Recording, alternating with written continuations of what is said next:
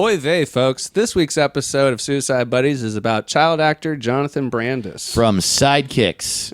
Ladybugs. My favorite movie. And Sequest, one of my favorite shows. My name's Dave Ross. My name's Hampton Yunt. Suicide Buddies is a show about suicide in history and suicidal thoughts and suicide in life in general from two people who've dealt with suicidal thoughts and are feeling better and would like to sort of laugh our way through it with you and make you feel a little better. Yeah, so please check it out. Starburns Audio is where you can find it. Spotify, Stitcher, iTunes, all the places you download podcasts. Put a conch shell up to your ear, try and listen to the podcast that way. I don't know. Listen.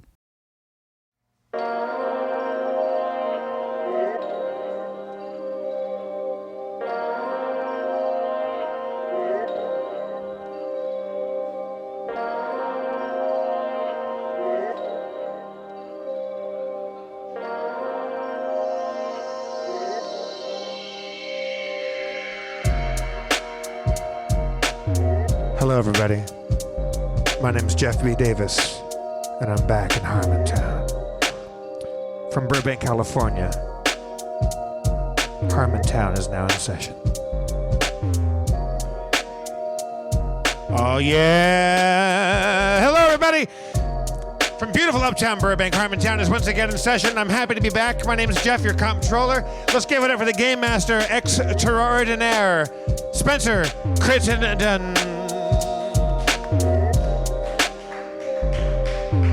He's lost a little bit of weight, but it doesn't mean he's lost his powers. Let's hear for the mayor of Harmontown, Daniel Harmon. Yo. Oh, yeah. Oh, here we go. Yo. Hit Yo. him. Yeah. Yeah. Yeah. Yiggity yo, yo, yo. My name is Beatmaster. I do the beats and I do them much faster than slower beat people that are too proud to be doing slow beats under a shroud. They got a shroud made of slowness and beats. And they go, look at me, I can't be beat. And I say, no, you're slow and I'm much faster. And that's why they call me the fast beat master. Now, sometimes I feel like I gotta ask you, how can you rap so much faster than other rappers? You just rap so much, you're like the rap master. Well, my secret is simple. I pop slow rappers like a pimple. I squeeze them from the outside to the center, and when I go back inside, I find them more benter than ever. They're bent in half and sideways, and they say, why'd you do that? You gave me a ride. Days. Over the years, we have never backed off on the quality of the product. Just listen to Professor Kensington, who I sampled at my rap classes. Now, fast rapper, you don't seem to be rapping particularly fast so far. Are you gearing up to a really fast rap? I'm glad you asked that. I'm going to answer it right now. What's the fast rap? I'm a slave to the beat I'm provided. I fucked your mama so hard it was her pussy that I rided. And the beat sometimes drops out, but that puts emphasis on what I'm about to shout. I just gotta go with the beat that I know. I'm a slave to the beat. It's how I flow. When the beat comes out, that's what I do. It comes from my head to my mouth and then my shoe. And my shoe, the beat goes to my toe. After it goes from my toe, it goes, I don't know. And that's no longer my problem after it leaves my foot. It goes into a chimney and maybe dies in soot, like Santa Claus coming from the North Pole. Fucked your mama so hard, she's got an extra hole. It's a USB port, it charges my phone. I fucked your mama, but it was consensual, now she's alone. She broke it off with me. I fucked your mama, then I took a pee. This is the bridge. Fast rapper. Can I ask you a question, fast rapper? Yes, of course. I mean, always, fast rapper is famous for his accessibility. Your rhymes are so delicious, they're almost yummy. Is it true that you rap faster when you lift up your shirt and show us your tummy? Yes. Faster rapping with my tummy. Gonna fat rap so fast it's gonna be extra yummy. Gotta eat some candy down here, and now I'm looking fat, and you may show in my stomach. And what do you think about that? You're treating me like Chunk on the Goonies. I don't like it. I'm not.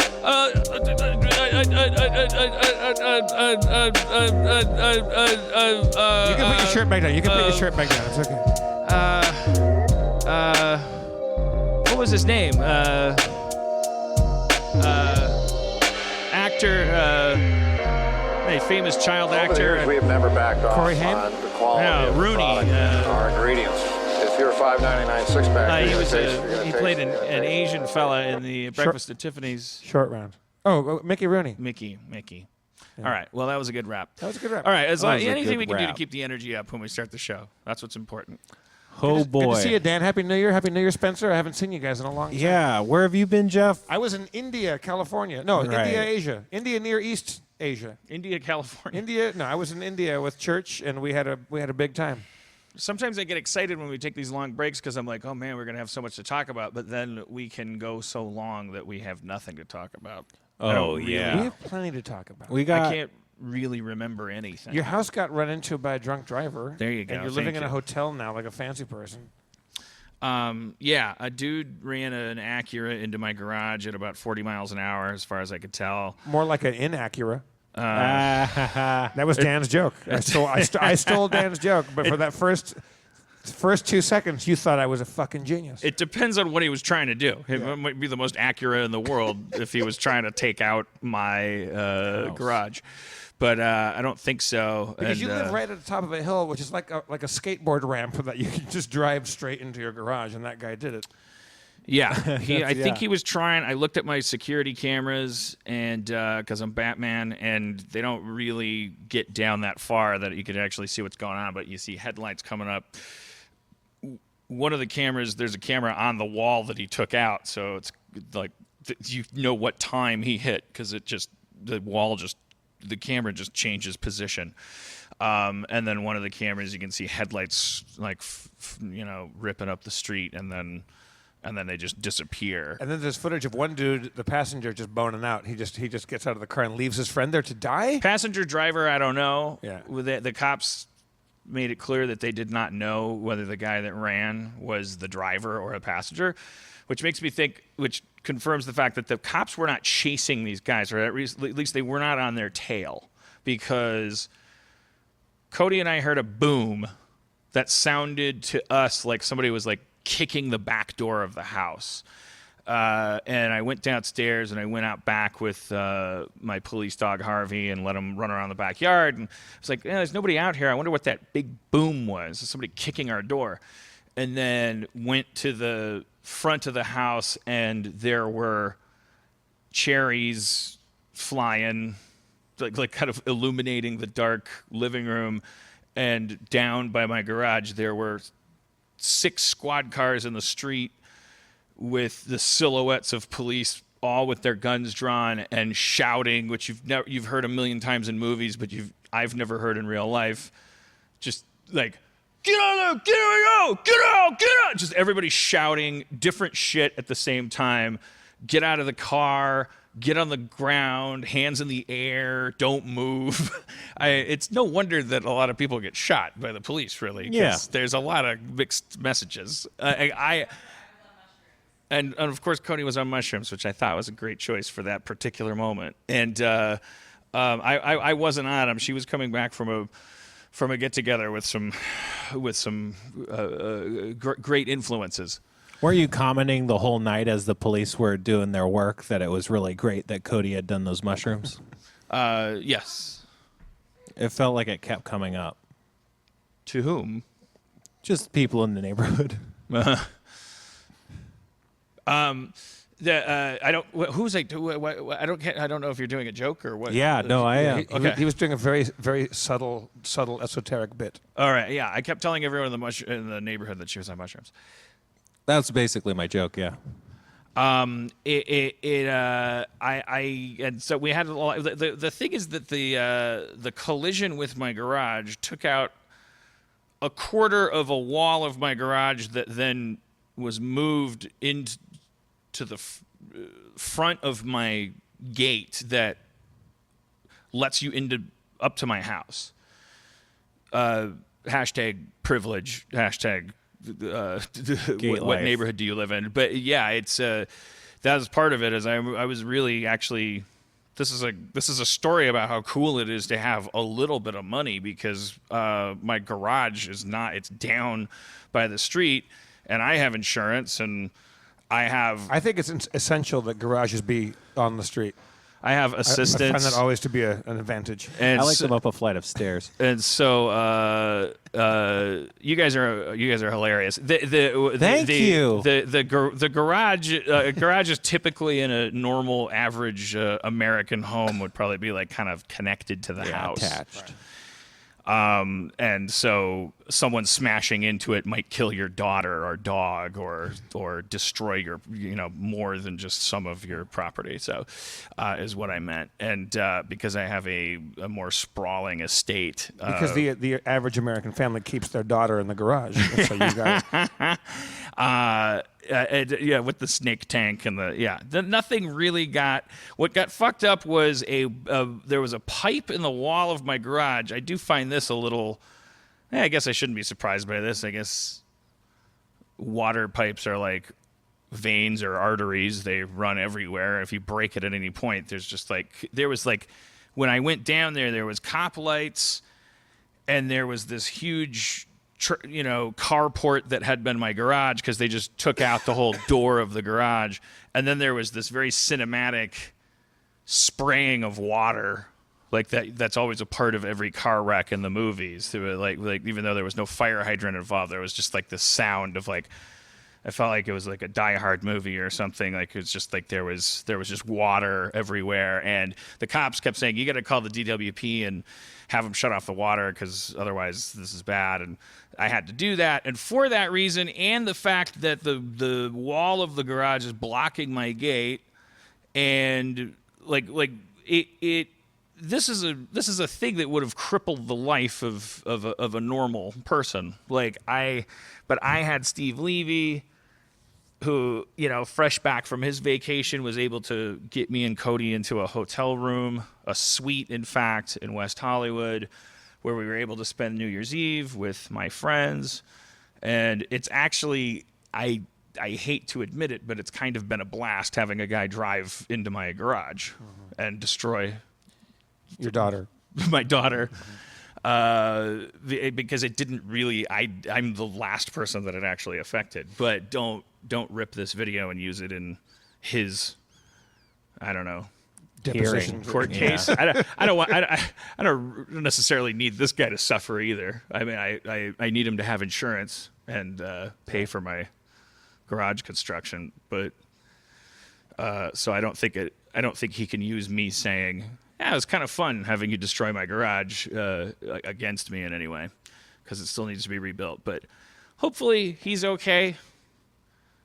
Hopefully his friend didn't do anything desperate in Amy Mann's backyard when he ran eastbound up into the hills of Las Feliz. I almost murdered Amy Mann. She was coming down the corner on her beach cruiser bicycle, and I almost completely demolished her. She was just jamming around the corner.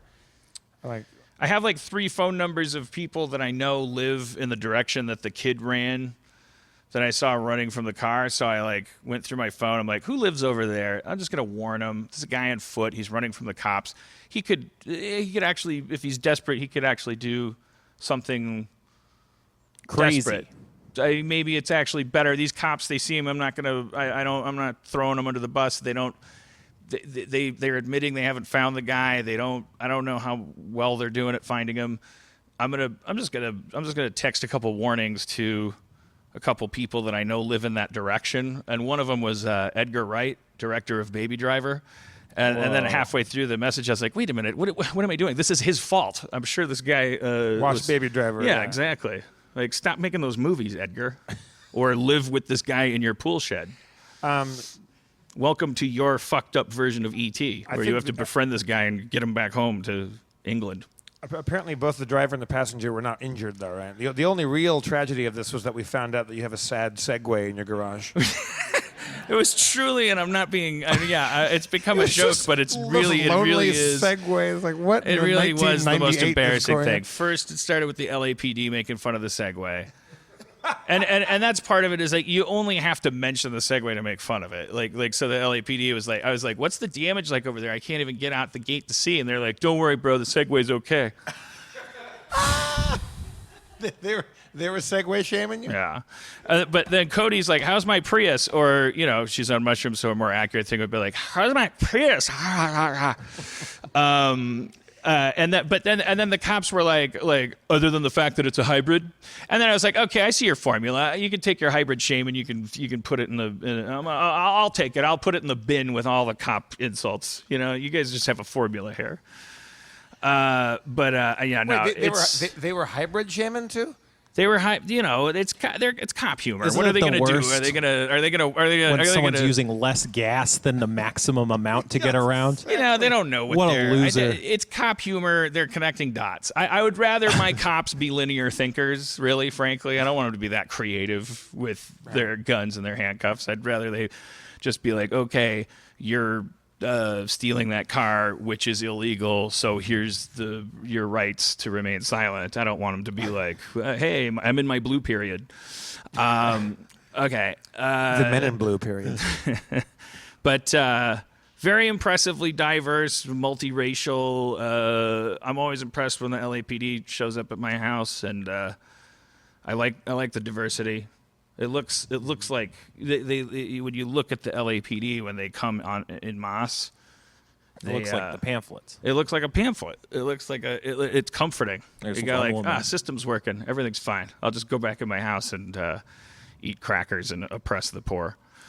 That always includes the diversity. There's always incredibly handsome young white dudes that look like they belong in a boy band. Very, very, very sexy white male cops among the rainbow of justice. Get a room. Yeah, The but that rainbow was the of guy that was justice. busting the balls the hardest. Yeah, I don't. It's an old story now, so it almost feels like it's like wet graham crackers telling it, but that's what happened. It's a big deal. I wish for this podcast it happened yesterday because it'd be all excited about it and explaining every detail, but. A dude hit my garage and destroyed a water pipe, so I got to stay in a hotel suite. It was fun. I had a very good time in India with church. We had a beautiful little excursion out there. It's like a mind-numbing, mind-blowing, overwhelming explosion of kaleidoscopic madness. It's so fucking cool. Did you guys get any illnesses? No, I felt like crap leaving because you take these malaria pills and I Right. got really nauseated. But you're not supposed to drink alcohol with them, and I did, of course, and so I felt like a bum. But when I got to India, then I felt amazing the entire time. Just ate the best food in the world. Then we came back, and then we got sick just because we were traveling a lot. Yeah. Church might have malaria.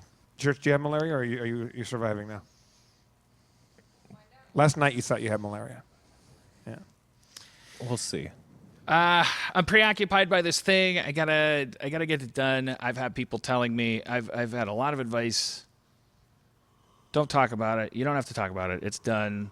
Legal advice. Don't talk about it. You open yourself up. The most important advice I've gotten is from women that I respect, that do what I do, that are respected, and that spoke to me privately and said, if you're true to your word and you are sincere about how you want to be part of the solution, not part of the problem, please talk about how you've been part of the problem. That's truly the most helpful thing you can do. Please appreciate, if you're listening to me, that the tightrope I have to walk here is I want to make this a normal part of the process, because it should be healthy and easy and graceful. It should be a thing that can be done and doesn't have to create civil war and hysteria. That doesn't make people get re-victimized and attacked. You're not doing me any favors at all. You're only hurting everybody, especially me, if this topic causes you to attack anybody involved. You may think it's in my defense. You may think it's in defense of fairness. I ask you to think about what you think fair is. That's enough disclaiming. I have really, really had to think about this, and decided I need to talk about it. I want to target about 5 to 7 minutes. and then pull me out of here. After which, hopefully, I've done some good by just talking about this. This is about Fro Your Life closing down, right? Yes, Fro Your Life recently closed down. In 2000 whatever I can't remember, 2009, 2006, 2000 something. I had the privilege of running a network sitcom, and I was attracted to a employee. I really want to be careful about that language. I think a huge part of the problem is a culture of feeling things that you think are unique and significant because they're happening to you, and saying things like I had feelings for, and I fell for, and all these things. I mean, the most clinical way I can put it in fessing up to my crimes is that I was attracted to a writer that I had power over because I was a showrunner. And I knew enough to know that these feelings were bad news. That was easy enough to know. I knew that they ran the risk of undercutting people's faith in my judgment, her faith in her talent, the other writers' respect for me, the entire production, the audience. I knew that I wasn't doing anybody any favors by feeling these things. And so I did the cowardly, easiest, laziest thing you could do with feelings like that, and I didn't deal with them. And in not dealing with them, I made everybody else deal with them, especially her. Flirty, creepy, everything other than overt enough to constitute betraying your live-in girlfriend to whom you're going home every night, who is actually smart enough and respectful enough to ask you, do you have feelings for that young writer that you're talking about, that you're paying all this attention to? And saying to her, no, because the trick is if you lie to yourself, you can lie to everybody. It's really easy. And so that's what I continued to do, telling myself and anybody that threatened to confront me with it, that if you thought what I was doing was creepy or flirty or unprofessional, then it's because you were the sexist. You were jealous. I was supporting this person. I'm a mentor. I'm a feminist. It's your problem, not mine. It's you're the one that actually is seeing things through that lens. And so I let myself keep doing it. And it's not as if this person didn't repeatedly communicate to me the idea that what I was doing was divesting her of a recourse to integrity. I just didn't hear it. And it's because it didn't profit me to hear it. And this was, after all, happening to me, right? And so after a season of playing it that way, I broke up with my girlfriend, who I had lied to the whole time while lying to myself. Lied to her about why I was breaking up with her, because I thought that would make having inappropriate feelings for a coworker appropriate if I wasn't involved. I want you to be the one to examine this and every step of the way decide for yourself where I'm making mistakes. I don't want to explain to you what I've learned. I want you to look at this, and I want it to sound relatively unremarkable to you, because that's the danger. I broke up with my girlfriend, then I went right, full steam into creeping on my employee. Now it was even less appropriate after all. Now I wasn't in danger of being a bad person. And then after that season, I got overt about my feelings after it was wrapped, because now, and said, "Oh, I love you," and she said the same thing she'd been saying the entire time, in one language or another. Please, don't you understand that focusing on me like this, liking me like this, preferring me like this, I can't say no to it. And when you do it, it makes me unable to know whether I'm good at my job. And because I finally got to the point where I said to her, this is, I love you, because that's what I thought it was. When you target somebody for 2 years, and it was therefore rejected that way, I was humiliated. And so I continued to do the cowardly thing and continued to do the selfish thing. Now I wanted to teach her a lesson. I wanted to show her that if she didn't like being liked in that way, then, oh boy, she should get over herself. After all, if you're just going to be a writer, then this is how just writers get treated. And that was probably the darkest of it all. I'm going to assume that when she tweets about it, and refers to trauma, that's probably it, because I drank, I took pills, I crushed on her and resented her for not reciprocating it. And the entire time I was the one writing her paychecks and in control of whether she stayed or went and whether she felt good about herself or not, and said horrible things. Just treated her cruelly, pointedly. Things that I would never, ever, ever have done if she had been male. And if I had never had those feelings for her. And I lied to myself the entire time about it. And I lost my job. I ruined my show. I betrayed the audience. I destroyed everything. And I damaged her internal compass. And I moved on. And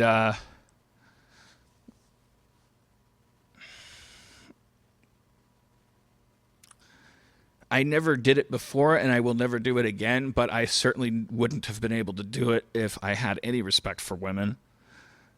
On a fundamental level, I was thinking about them as different creatures. I was thinking about the ones that I liked as having some special role in my life. And I did it all by not thinking about it. So I just want to say, in addition to obviously being sorry, but that's really not the important thing, I want to say I did it by not thinking about it. And I got away with it by not thinking about it. And if she hadn't mentioned something on Twitter, I would have continued to not have to think about it. Although I did walk around with my stomach in knots about it. But I wouldn't have had to talk about it. And the last and most important thing I can say is just think about it. No matter who you are at work, no matter where you're working, no matter what field you're in, no matter what position you have over or under or side by side with somebody, just think about it. You gotta, because if you don't think about it, you're gonna get away with not thinking about it. And you can cause a lot of damage that is technically legal. And hurts everybody. And I think that we're living in a good time right now because we're not going to get away with it anymore. And if we can make it a normal part of our culture that we think about it and possibly talk about it, then maybe we can get to a better place where that stuff doesn't happen. So that's it. Please don't hurt her. Please don't make this worse on anybody but me. And let's move on. I'm bad at ending things. I'm gonna now have a drink. That was 7 minutes exactly. Oh, well, it was totally rehearsed. Jeff, tell us about India. This is kind of a tough act to follow, man. Well, India's certainly the means to do it. You know what's amazing is Are there that cows there? the cows Those walking, are illegal, right? cows are not only legal. They have their own lane. The traffic there is insane. And I was told that it goes in order of the size of the car. Like the bigger cars get the right of way, and then all the way down to the people on scooters. But if you're a cow, everybody gets out of your way. They call it the cow lane, and the cows just cruise down the street. They're kind of like cats. They hang out. They're not in a hurry. They hang out in the daytime. They get gallivant around town, eating whatever they find on the street. Sometimes pile of trash or whatever.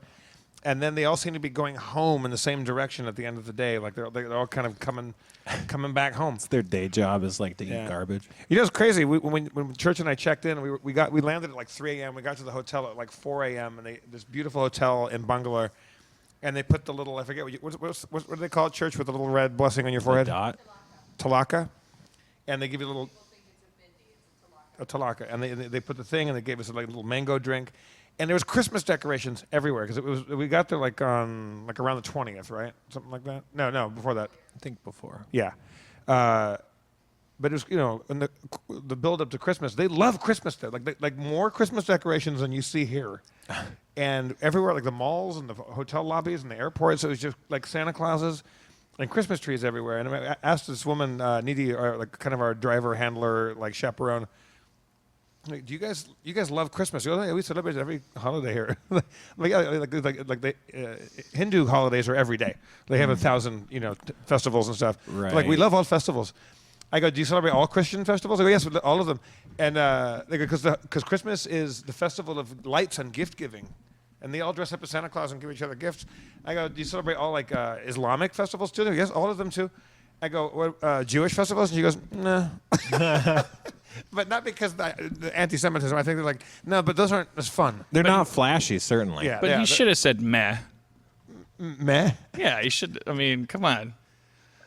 What I found weird is that they treated us so well. They gave us, me and Greg Proops were doing comedy shows there, and we were surrounded by like a phalanx of security when we would do these shows. And like, I'd walk to go to the bar, and there'd just be 7 or 8 buff Indian dudes in black T-shirts just following you around everywhere. And they're under strict orders, like, don't let this guy out of your sight. Like we were like big hotshot Bollywood stars. I'm like, no, I think you'll find that nobody really knows who I am here. But it was great. The people there are fantastic. And they called you Sahib. I didn't know that until after the fact that I was Jeff Sahib. I found out later on that was my handle. Was that a thing was it a Greg Proops gig?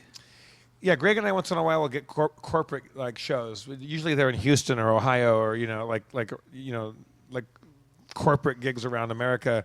But he said, "Hey Jeff, we got this cushy gig for this alcohol company called Black Dog in India, and they just treated us like royalty. It was fantastic. It was really like it's not funny. I don't have a hilarious joke about it, but like if you've not been." The people that are listening that have been to India or are from India, they know, I hope, like how special and really like marvelous. Like there's so many people. It's so crowded.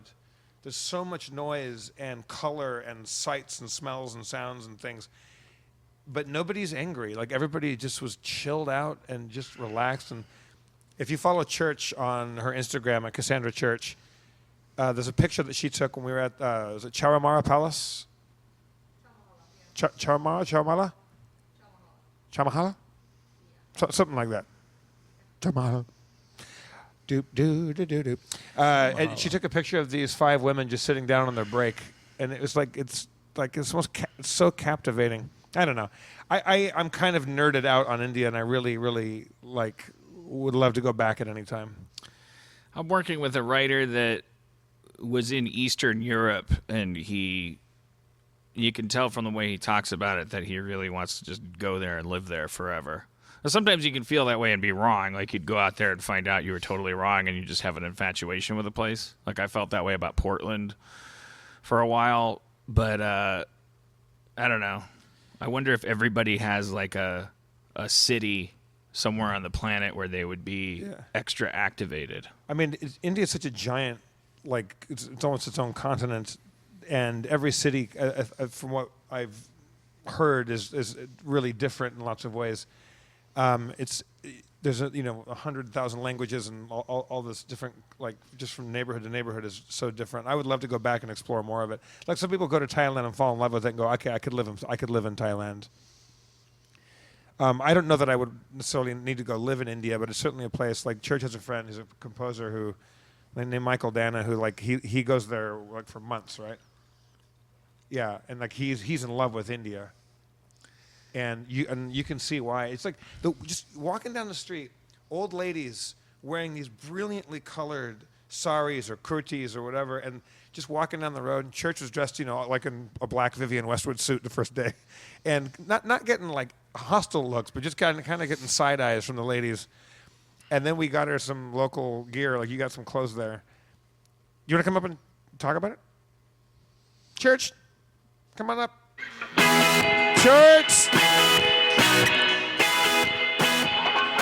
It's been a long day. Let's not talk about her like she's not here.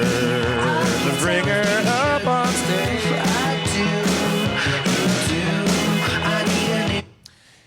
So these women like were walking down the road, and then she kind of put like some linen-y, like we got some like local, like kind of more local looking clothes, and then women just started smiling at her. And then we're walking down like these like the old city in Hyderabad, which is much more Islamic, like a lot of burqas and the full-on head covering stuff.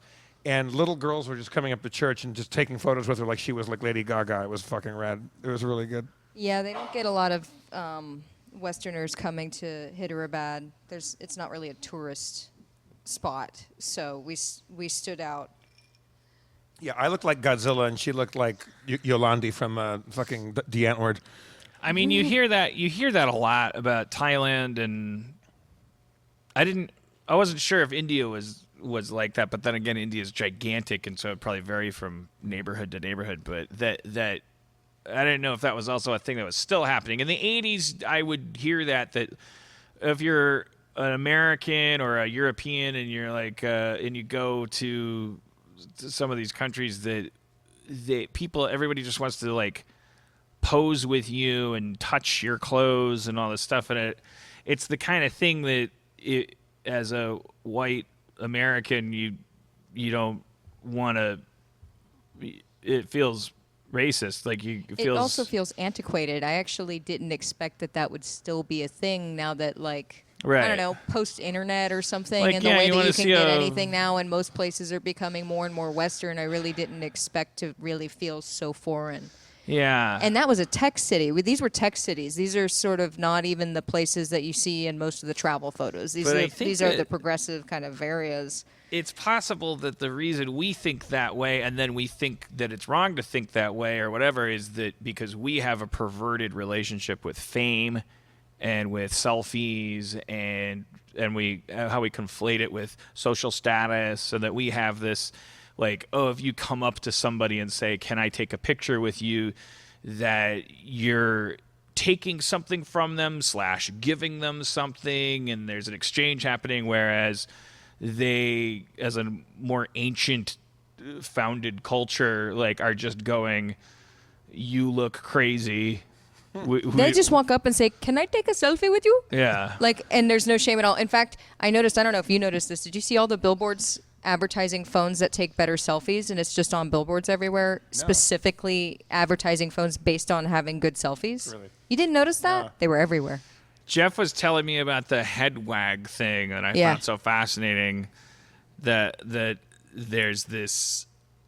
I mean, I don't know like how else to yes, describe it. Or it could be like maybe, or like, oh, I'm thinking, or it's like you saying ask somebody a question, and like while you're saying, hey, so if we're gonna leave for the airport, and while you're saying like the person trying to go. That's them cogitating. It's an acknowledgement of what you're saying being processed. Right. Is how I was as opposed to just immediately it. babbling and saying, well, let me see, I don't know, which I would imagine during that crucial phase, that's when a lot of us say no to each other, because we don't know what to do. And hey, do you know how to blah, blah? No. But then maybe if we did have a thing in our culture where it's like, well, don't do that. Don't just diarrhea some nose at each other. Don't feel the need to like barf up information. Actually, if you're on pause, that's it. It's like a little pinwheel thing in an operating system that someone's going like this. Well, they heard me. I think it means lots of different things that we weren't there long enough to totally learn. But it's just you don't see that that little chin wag thing. Like it's. It felt like it made sense after about a day. It was sort of strange at first, and then I kind of got just. It's like when you're like trying to pick up a new language and you start to learn things based on just like the context of what's happening. Yeah. You know, like it's here's just body something- language, and it's like, oh well, he's saying yeah, like by the way his eyes look, I can tell it's like yeah maybe, or like this other point is like oh yes absolutely I can do that. Like Here's something I noticed that. Sorry, did I cut you off? No, go ahead. This is fucked up. You know how people think that on Twitter that I wrote Teen Wolf, the MTV show. Right. In India, people kept coming up to me and they go like at the hotel, like we're these nice hotels, and it's two waitresses come up to me. I'm having breakfast, and they go. Like, pardon me, Mr. Davis, Jeff Davis? Yeah. They go, we are such big fans of yours. And there's a lot of Who's Line fans there. Like, it's been syndicated there for ages. So a lot of people really know Who's Line, which is why they brought us out there, I suppose. There, everyone thinks I'm the same Jeff Davis that wrote Teen Wolf, but for their money, they're giant Criminal Minds fans. And everybody thought I was the Jeff Davis that wrote Criminal Minds, because that's the same Jeff Davis. Oh, okay. The Teen Wolf We got to guy. get this guy on the show. It shouldn't be. Yeah. I don't want to insult him by saying it shouldn't be that hard, but I'm just assuming if he works in L.A. and his name's Jeff Davis, he must want to talk about this. We did a show in Bangalore. Greg and I are doing it. Then we're doing like a photo op meet and greet. Like people like come up and take photos and stuff like that with the backdrop and the whole paparazzi kind of flim flam, and security and stuff. And these guys that look like straight up Harmontown nerdy looking fans. They come up, they're like, oh, we are big fans of yours, big fans of yours. I go, oh, thank you. You like the show? They go, we love the show. Criminal Minds is the best show in the world. Criminal Minds? But they just saw me perform improv, and they still think that I'm the Jeff Davis from Criminal Minds. It's Well, like, I mean, that's to live in their world where you're like, I'm creating Criminal Minds and Teen Wolf, and then fuck it, let's play sideline- emotional as a parties. sideline, I tell dick jokes. But I'm not being a show writing. But wait, what's Criminal Minds again? I don't know. I think Paget Brewster was on it at some point. No, is that really? I think. I don't know. I've never seen that or Teen Wolf. I don't know. I just know that I told you about my accountant calling me up and saying that did you spend $5,000 on limousines last night? No. I got billed for the other Jeff Davis's limo rides to the Emmys or something like that. Oh man. It's like we were. When they come up with TV show names, are they trying? Is part of it like, well, we want it to sound like other shows because that's part of the appeal of TV. If it sounds too much like a bus, people won't know they should watch it. So let's call it TV show, but we'll just technically change the title so that you can find it. I think especially for procedurals and stuff, that's Yeah. absolutely a huge. Yeah, like, I there's mean, always NYP, or I don't know. It's like then there was Chicago and Chicago Fire, and it's like they're trying to just cash on the. Yeah. It's just these words that are like things you like, right? Television. Yeah. It makes sense. In an ideal culture, you could call it anything. You could call it Gadzukamuka : a crime procedural, Right. And then people would go, oh, well, Gadzukamuka, at least I can remember that. Hey, who's forgetting it? Whatever. If you're into that, What's I guess you're remembering what's name. the elevator pitch for Gadzukamuka? It's just 7 experts from different fields forced to work on a task force in downtown Cincinnati due to the recent string of abductions. And then at the end of the season, if you watch it, then at the end of it, they're like, well, I guess that's it. They got all the boxes packed up, and the sets are, the bulletin boards are emptied. And then the guy comes out from the office and goes like, not so fast, jackasses. A homeless guy just got eaten by a Loch Ness monster in Scotland. And then the second question is, how many We're going to Loch Ness Scotland. Are there? Cincinnati's being overrun by Loch Ness monsters. Yeah, I wonder what it would take to write a procedural. I guess a healthy dose of watching procedurals. Yeah. That seems like everybody. Yeah, and I think you have to have someone like a consulting producer that used to work on one of those things that knows all the. Oh, let's test that. Let's see if we could just improvise a procedural, just as a radio play. We don't have to act it out. Okay. Let's Now, just, I'm not as familiar with them as you are, as I don't really watch them, but I'll do I think my you best. could take my lead. Yeah. I'm like, Marty McFly saying to the band, "Watch me for the changes. Try to keep up." Okay. All right. So, the cold open, I think we could put a pin in, but let's just say it's like a paper plate factory, and guy's finishing making the paper plates, and he goes like, "I'm all done here." And his off-screen voice says, Are you? Yeah. There's more in here, though. In here where it's dark and not surveilled. and then he walks into the back room. And you don't even hear what happens. But I got to admit, I didn't expect this guy to be the victim, but okay. But if we don't see what happened, all right. Well, do we hear a sound like a silencer? No, see, it goes to silent. Like it kind of just sounds fades out. Then we cut to a woman in bed, and she's looking. It's like she's like nervously sleeping, and reaches over, and there's nobody there, and she sees the clock, and it's 2:30 a.m., and she picks up her phone and starts calling somebody.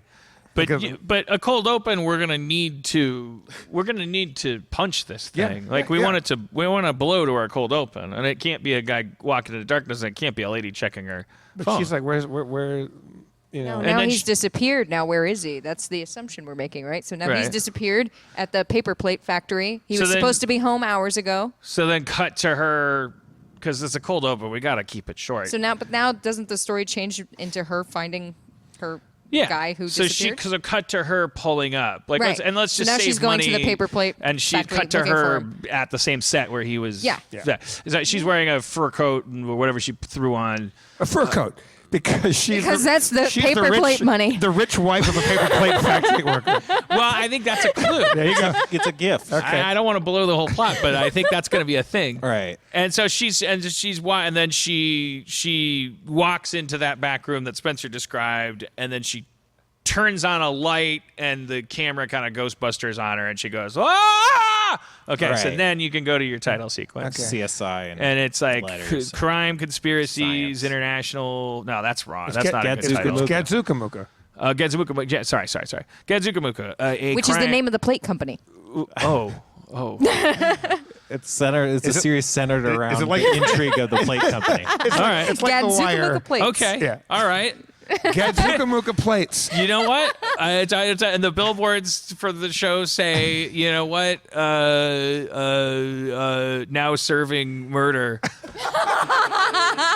As murder serves 3. Yeah, come back for seconds. Degrees murders. The plates are disposable, but the crimes last forever. Kind of thing. Like, Yeah. Heartache is forever. I don't want to keep developing this show. Only not because I don't publicly. believe in it, because I'm starting to get greedy. I We want don't to pitch people it. to know about this.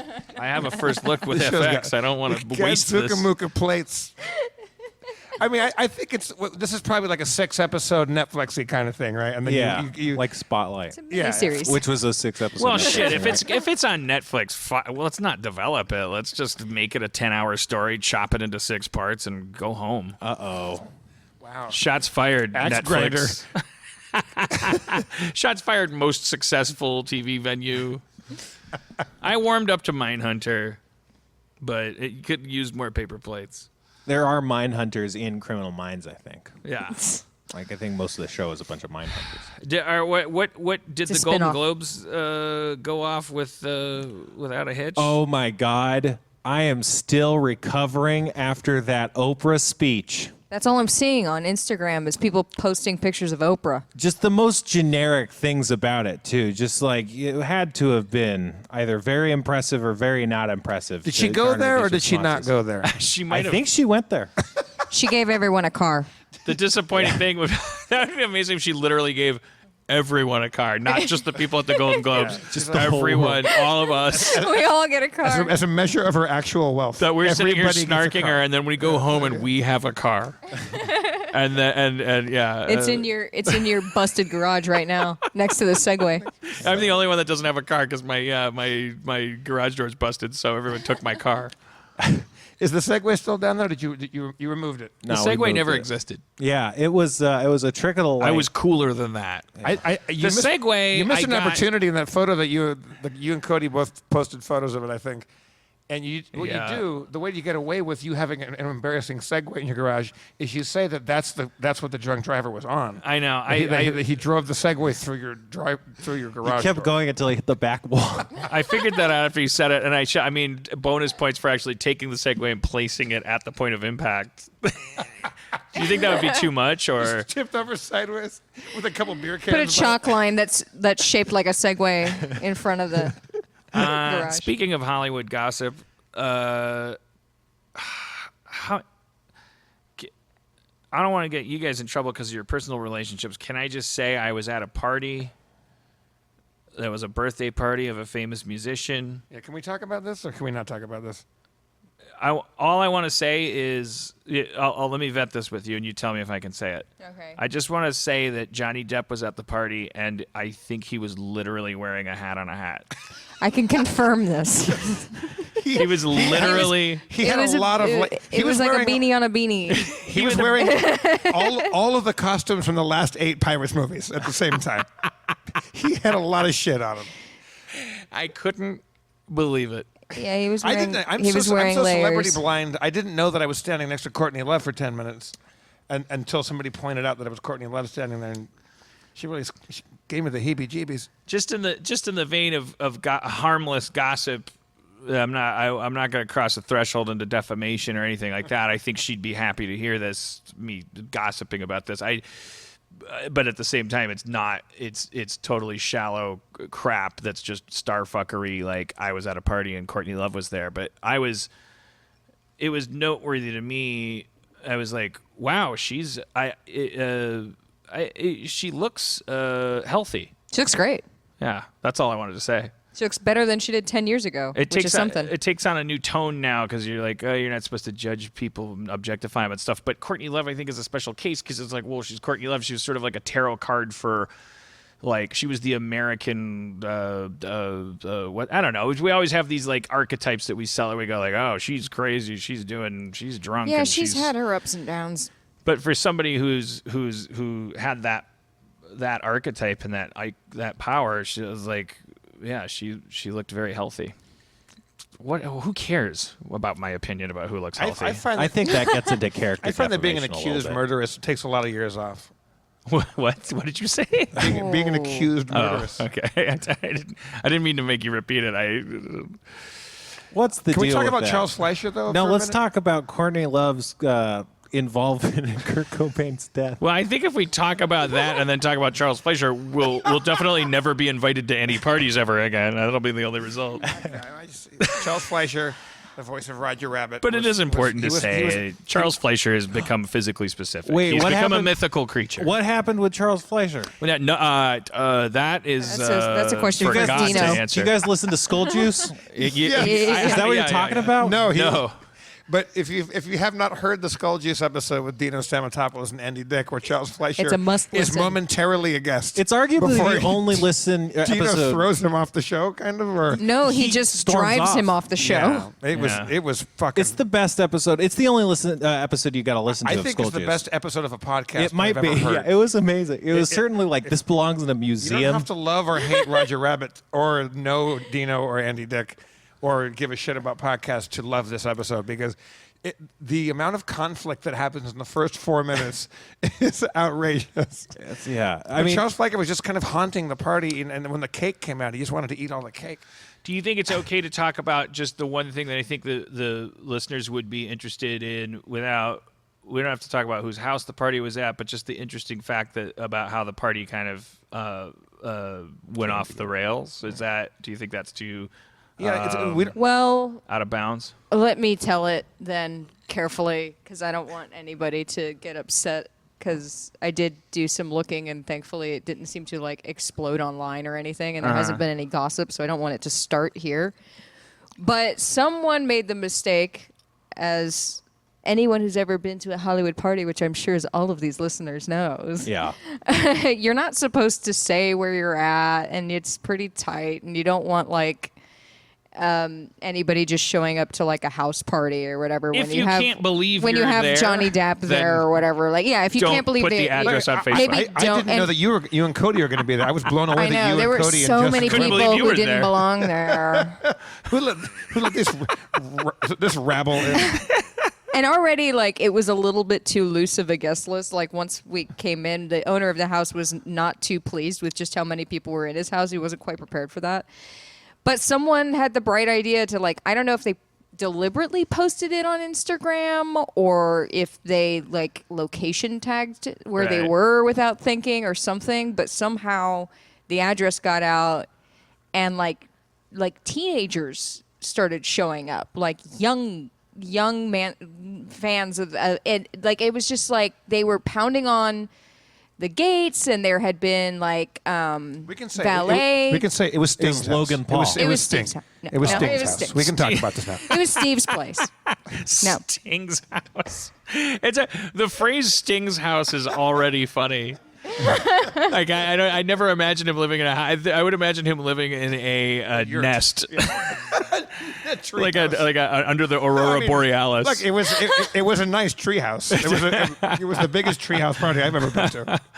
Sting lives in an igloo that's Inside of a yurt. Yeah, He has a In a yurt. inside his yoga sweat lodge is an igloo. he lives in a igloo inside a yurt, and all of his appliances are powered by the temperature differential between the yurt and the igloo. It's a yurt compound connected with hammocks. It all has a around. half-life of 700 years and 2 orgasms. All of the electricity is powered by his own self-interest. I mean, we don't. Okay, Fuck Sting. we can't punish Sting for our interest in him. Sting's the worst. All right, You were at his house. we weren't really at Sting's I know. house. For the know. purposes of this story, we're just going to keep pretending Let's it's just Sting's say it house. was Sting. Let's so just say so that we it's were- I'm Sting's sorry if house, anybody thought that we and were at Sting's house.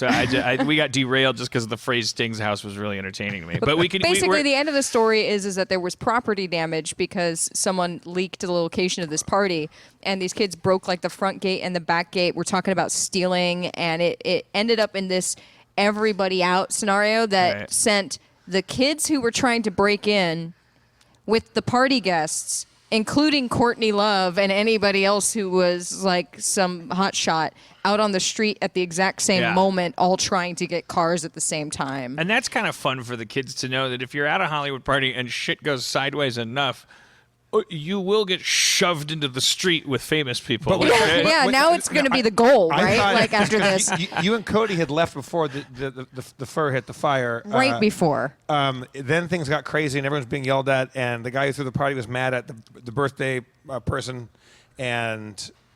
but we found out. I thought Johnny Depp got thrown out with us because we all got thrown out. We all Turns made out our Jo- way out the door at the same time. Johnny Depp was apparently there at 3:30. No, he stuck around. cleaning up. He He whoa. apparently went to work. That's and- all right, man. That's all right. And used one of his 9,000 scarves to wipe down the fucking kitchen counter.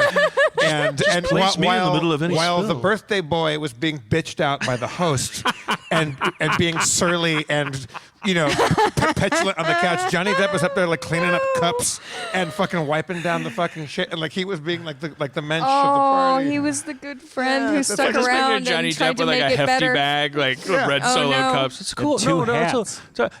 no, Johnny, you don't have to do that. No, it's all right, man. It's all right. Oh, man, anything I can do to help, man. But he and Courtney sang a song together, and I got to say, it was- Johnny never sang, but yeah, he played guitar. He played guitar. and Courtney sang, it was not that good. I was come on. disappointed. in Oh that. come on! It wait, was the like a vocals little. or the It was like a music? little impromptu like living What was room bad? set. The It was song, fine. the music, or the lyrics? I don't know. I just at some point the party. I want to know who's worse at singing or guitar. I don't know.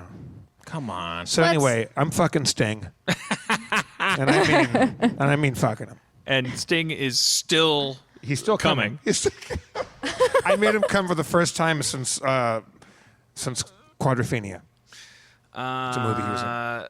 Yeah, well, so we'll find out what Oprah did, and I think she did something encouraging. Joe Perry what from she does, Aerosmith right? was walking around a bunch, and I was very excited about that. And I wanted to meet him, but I was too afraid. how thoroughly effective. I didn't quite. Cody sent me a link so I could try to understand the context, but I was preoccupied. The all black thing what was that was an Amber Tamblyn spearheaded thing, and what was the definition of it? It was if you're a woman and you're going to the Golden Globes, wear all black. Is that it? It was. I saw something about this that was about showing solidarity for women in the workplace at the Golden Globes by wearing all black. Because the article, I feel embarrassed saying I skimmed around like I barely read it, but it was because I was preoccupied. But it's it was, it was rooted in a narrative about the culture of like super slim dresses and worrying about your weight and all this stuff. But I didn't quite understand. I didn't make the connection from zooming through the thing. Why if let's wear all black really just meant let's just wear whatever and not worry about like jamming ourselves into a sequined. I have no idea if it had. Oh! She didn't spearhead it. Okay, sorry, that was Cody. Cody, do you know a lot about this? Cody's so high No. on fucking mescaline right now, she can't even understand what's We're gonna have Cody to- won't come up here. Yeah, she's tripping balls on We're fucking gonna have to peyote. Google Oprah and this all black stuff and everything after Cody this. I'm so jealous, Cody. You look so comfy over there. This article associates the all black wearing thing with the Time's Up movement, which just went public recently. Yeah, so that's like a coalition of women in the industry Yeah. that are coming together. Time's Up Yeah. is Shannon Doherty. Me Too is Rose McGowan, and I've Had It is Alyssa Milano. Right? Why am I doing that vein of joke? I didn't Like get that's it. really gonna help my cause. joke? Well, yeah, because they were the Charmed girls and the whatever. Oh, man! I used to have coasters that had charmed stuff on it. Like it had all the girls and it had Charmed and it had like weeknights at 7 p.m. on WB. I had all the Burger King collectible Empire Strikes Back glasses when I was a kid, and we had all these awesome in the wrapper Star Wars toys, like memorabilia, and then we just gave them all away at a garage sale. Did you say Star Wars wrapper? Hit it. Oh, hang on. Don't fucking just spring it on me. What you need? Oh. Hit Yeah, it. you need. Just hit I it. know what you need. Yo. Yo. Oh shit. Star Wars rapper. Yo, have you seen the recent movie? Yeah, it's so good. Star Wars. Force. Waking up last Saber Jedi. It's the fourth in the prequel series. Star Wars. This one was directed by the director of Bourne Identity and written by 7 people. Shane Black, Scarlett Johansson. Did you see it or you just? Sure, I saw it. Well, it opens. Well, don't throw me off. Let me drop my Star Wars synopsis science. And description of the last Star Wars movie. Here we go. By the Star Wars rapper. Here we go. Full synopsis. I'm about to describe the Star Wars movie I saw. And I've seen them all. I've seen every Star War that's ever happened from the beginning in 1977. Take it to the crawl. The crawl starts by saying it's a dark time for outer space. And you better believe they make good on that promise. Spoiler alert. After some more words in the crawl, it pans down to something that you never ever saw. A big long spaceship and or planet. And then you go and something lands on it. And a robot probes some shit. And then some other robots start looking at it. And then something happens and a laser comes out. And oh my God, America shouts, this is the best or worst Star Wars movie ever. It's not unremarkable garbage at all. It's not styrofoam. It's important in some way. It's either the best or the worst. It's gotta either deny you or quench your thirst for a Star Wars movie because God knows you can take a franchise and just franchise it. It's never ever going to lose any momentum. Take it to the spoilers. Just ask The Muppets. Well, I'm a Muppet rapper. Oh, I'm a Star Wars rapper. I'm a Pokemon rapper. Hey, we all work for Time Warner, Disney, and Marvel. Whoa, the Star Wars movie happened, and man, oh man, you've never seen so many spaceships. Could you believe that scene where Yoda did more things than Yoda should be able to do? Shit. May the Force be with you. Fishman was a new classic. I'm glad they invented him. I hope he doesn't get blasted in the next thing, but that after the title sequence teaser made me think that maybe he might be evil, or his father might be his mother's sister. I'm not being sarcastic. I love rapping about Star Wars. I'm a Star Wars rapper.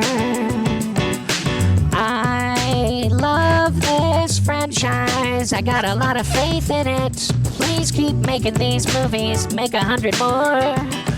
Make 1,000 more. Make 1,000,000 more. Keep asking me to come to the theater door. I'm gonna camp outside on the sidewalk all night. I'm gonna get into a horrible knife fight with other nerds about whether we should wait longer or who cut in line. And meanwhile, the country is crumbling. Well, I am mumbling about enamel pins with Princess Leia's CG face on them. Star Wars! When they gonna fight those Star Wars? I'm a Star Wars rapper! You won the battle! The Star Battle, but not the Star War. Oh.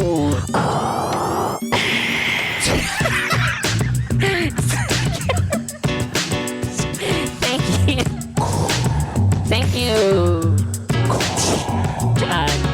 Darth Gaga, the newest Sith Lord with a lightsaber that has 2 blades coming out of the handle, and of course, little tiny lightsaber hand guards coming out of the hilt. What could be cooler and smarter and sexier than that? A lightsaber with fucking little baby lightsabers that come out in case someone tries to do that move where they slide their lightsaber down yours and cut your fingers. You'd be like, psych.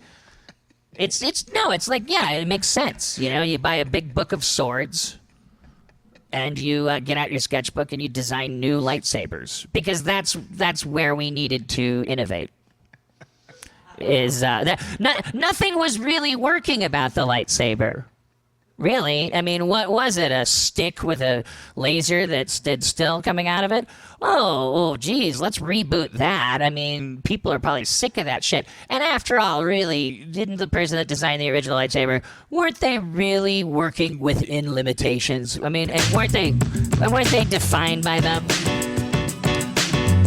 There was no imagination happening in the original Star Wars. It's not like now that you have computer technology, you should just go, okay, that shit is designed how it's designed. It happened a long, long time ago in a fucking galaxy far, far away, so why would you upgrade the goddamn fucking... Why would you have a lightsaber with 2 blades? I want to fart on your shit and eat it.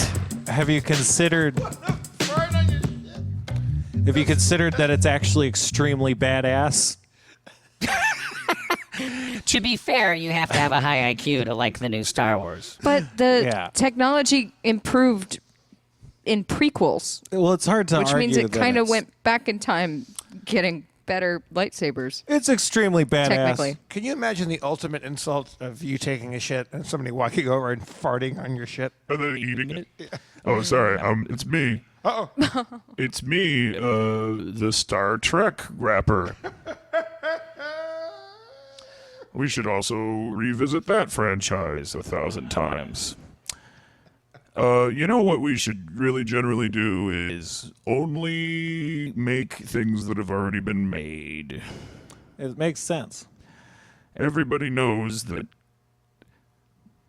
It's this new sustainability. It's recycling. Do you think, have the Star Wars and Star Trek rappers ever collaborated together? Was there ever a I song don't when we got know. together? I'm already exhausting myself, and I can already feel like, why am I trying to get people to hate me? Yeah. oh, hey, don't forget me, the Blade Runner rapper. Yo, Blade Runner 2049. Yo, a Blade Runner reboot, Blade Runner. Yo, you are a robot? Are you a robot or are you a human? Yo, I'm gonna hunt you down, but I'm Ryan Gosling, not Harrison Ford, but Harrison Ford's still in the movie because he's still alive, so put him in the movie, but put him in 3/4 of the way through and then make him co-star and put him on the poster. Yo, it's a brilliant movie. You're not allowed to hate it because they used Vangelis in the soundtrack and they didn't totally fuck it up, so it's Citizen Goddamn fucking Kane. Except, here's the thing, it's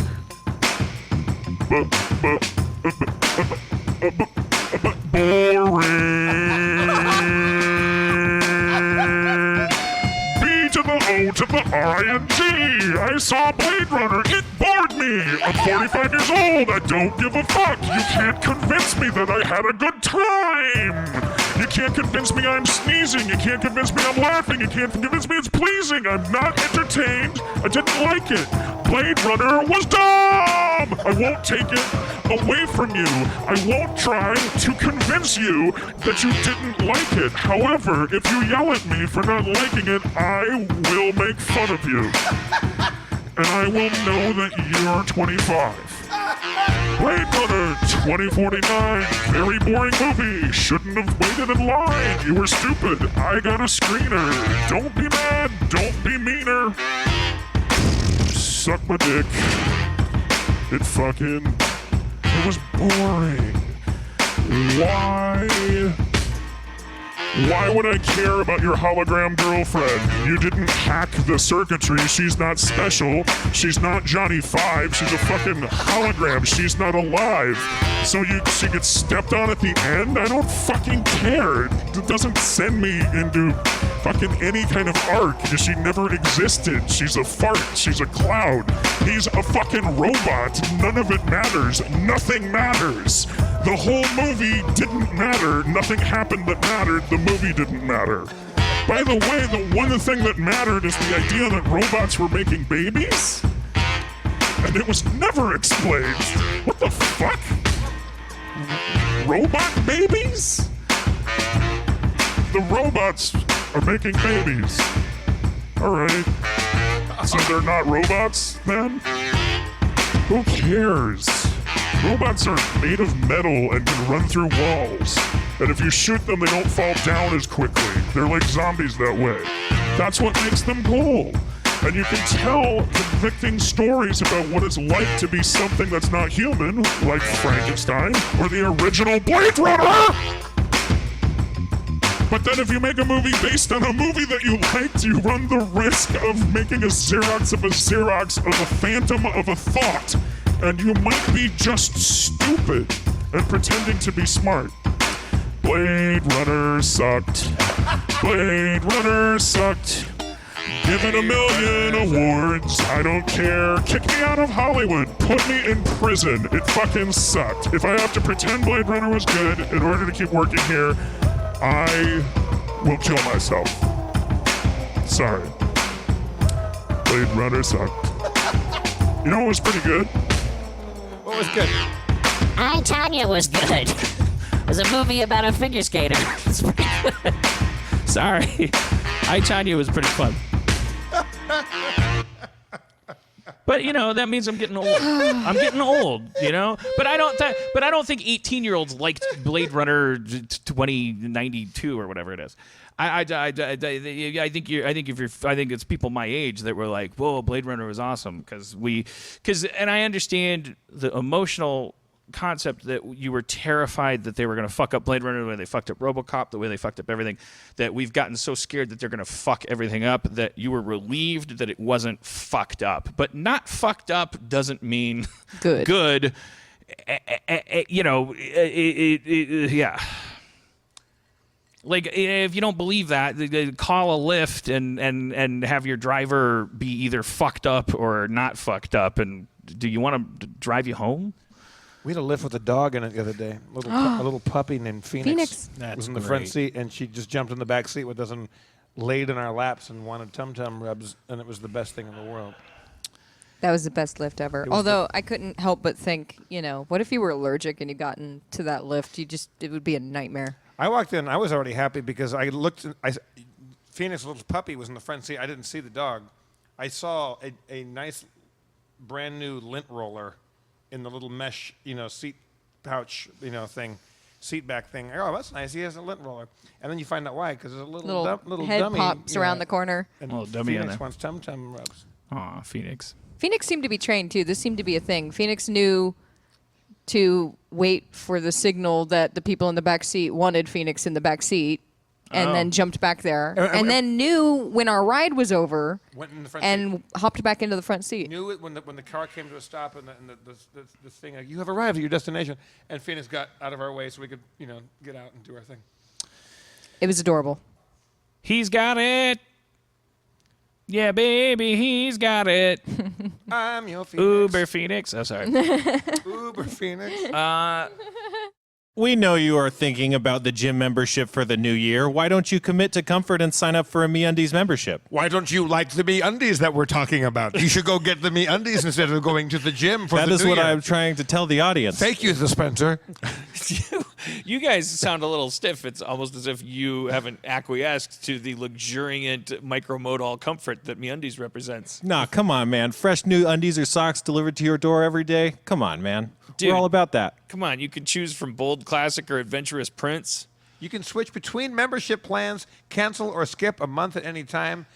MeUndies are the most comfortable pair of underpantses you will ever own, made from sustainably sourced, naturally soft fabric that is 3 times softer than cotton. Some people call it micromodal.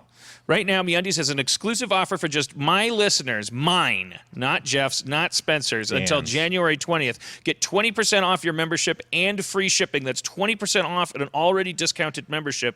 And MeUndies is so sure you're going to love their underwear, they even offer a 100% satisfaction guarantee. You order a pair. If you don't love them, you get a full refund. Notice we didn't say you had to send them back. No one wants them. No. Right. No, not at all. Become a member today for the best membership you will ever sign up for. MeUndies.com/Harmontown. That's MeUndies.com/Harmontown. That's an air horn. Jeff's doing an air horn. Become a member today and start enjoying all the perks of having a MeUndies membership and start wearing the best underwear of your life. It changed my life. You already know that. It's time to let MeUndies change yours. Go to MeUndies.com/Harmontown now. MeUndies is the place to go when you want it nice and soft for your down belows. If your butt and your crotch are feeling abraded, go to MeUndies. They'll make you sated. In the loins. What time? I can't. Let's get some Levy up here. Steve Levy? Okay. Come join us, Levy. But I'm warning you now. Yeah. Haircut, Levy. He's got a haircut, Levy. What's up, Steve? Oh, Were you in Miami? No, I don't know. I went to school there. Oh. Yeah. How was your holidays? Did you travel? I think you did, right? Yeah, I went home. It was not good. You almost died, you said, outside. I did, yeah. It was hard. It was a hard week for me. Just So- weather-wise or emotionally? I was freezing. I mean, I got sick, so I was bedridden for like 3 or 4 days. And the first morning I was sick, I woke up and I couldn't move my arm. I couldn't move it more than this, and it was really painful. For $5 a month, you can subscribe to Harmontown and see how much his arm could move. And I couldn't sleep because every little movement hurt my arm. It was just so painful. What happened to your arm? Well, I thought like, oh, this will get better. And I was just in bed for a couple of days. I was getting over this cold, whatever it was. So you thought maybe you slept on it wrong. Yeah. I thought like lost circulation or something. And then my mom was like, you have to go to the doctor. And we go to this old Jewish doctor, and he's cracking all these jokes. And I was just in a lot of pain. He's like, we got to x-ray this thing. Well, that's not a joke. That's the thing doctors say. No, yeah. Well, Did he say we have bad news and we have worse news? he took the x-ray chart, put it on the light thing, and circled this thing in my shoulder. And he was just like, sorry, you're way too young to be getting this. It's ultra rare for anyone your age to really get this. I don't know what to tell you, but you have a calcium deposit in your rotator cuff. Oh, no. For real? Yeah. And it's... Is this part of the joke? No. Okay. And he But was like... calcium's good for you. Well, yeah, but I don't Not think when it's, it deposits. I don't think it's I don't think it's related.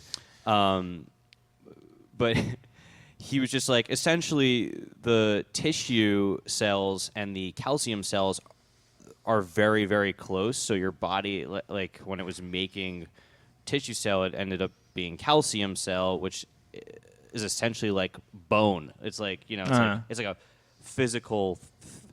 It's like a thing that grew in my shoulder. I mean, all cells are tissue cells. There's no actual thing called tissue in your body. I mean, everything's tissue. He was trying to simplify it. Okay. For me, I guess. But so like when I was moving, there's like just like this like. So now there's bone there there's, like, a interfering physical with thing, the like rotation hitting of my your shoulder. bones and my Well, how are ligaments you and stuff. moving your arm now? Well, so what better. he did was he was like, okay, this is gonna really suck for you. Oh, I'm no. so sorry about Oh, my this. God. Let's pinpoint where your pain is. Oh, And he no. was like pushing on certain areas. He's like, okay, here's the area. And he takes out this giant needle.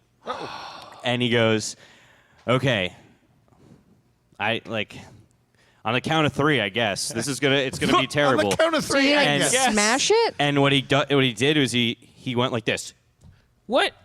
What is he Over- doing? Is it an ice pick? What is no, he doing? it's a needle, and The way he's he using it, finds the yeah. calcium deposit, and he just keeps Breaks pushing it in and apart. out like this to break it apart. Like, like Wow. he's mashing potatoes? Like, Yeah, and then he's moving it around like this. He's scraping it out of your rotator cuff. This happened for like a minute and 30 seconds, and I was like, it He was didn't give the you we- anything before he fucking did It was that? the weirdest sensation. Did he give no. you a belt to bite or something like a stick? I was biting my Stick, lip. yeah, It actually it really hurt, and you could feel it like hitting stuff in there. No. And he's like, and then he Are you sure he was a doctor? yeah. And he injected cortisone, which is what they give like the athletes when they Yeah. get injured. And he was like, "All right, man. But I is know, it gonna I know that keep really growing? When did he give you the cortisone? it like intermittently while Okay. Through the And at the stabbing. It was a end- needle full of cortisone that he squirted Yeah. out while yeah, He was yeah. Oh my chiseling God. and But he used it as an ice pick. yeah. Yeah, to break apart a This break. sounds like, did he say, hold on, I got an idea before he started doing No, this? he's like, this is This what. doesn't sound like a procedure He was like, that's this is what we do. legitimate. I'd like to see his diploma. Yeah. So anyway, he was like, Jeff, he was Jewish. he was like, you would think you would think the worst part is over, and I think it is, but it's only going to get worse before it gets better. Oh no! What? So he's like, the next 2 days are really going to suck for you. What? Fuck! And he's like, you probably won't be able to move it as much, and you'll experience a lot more pain. And then hopefully over the next couple of days, you'll get some movement back, and it'll be less tight. And like it's still tight, but and it doesn't Christ. hurt. And not but I in a can, like, millennial slightly way. feel- It's not tight like it's Yeah, like not lit. Not like Not like that. cool. Yeah.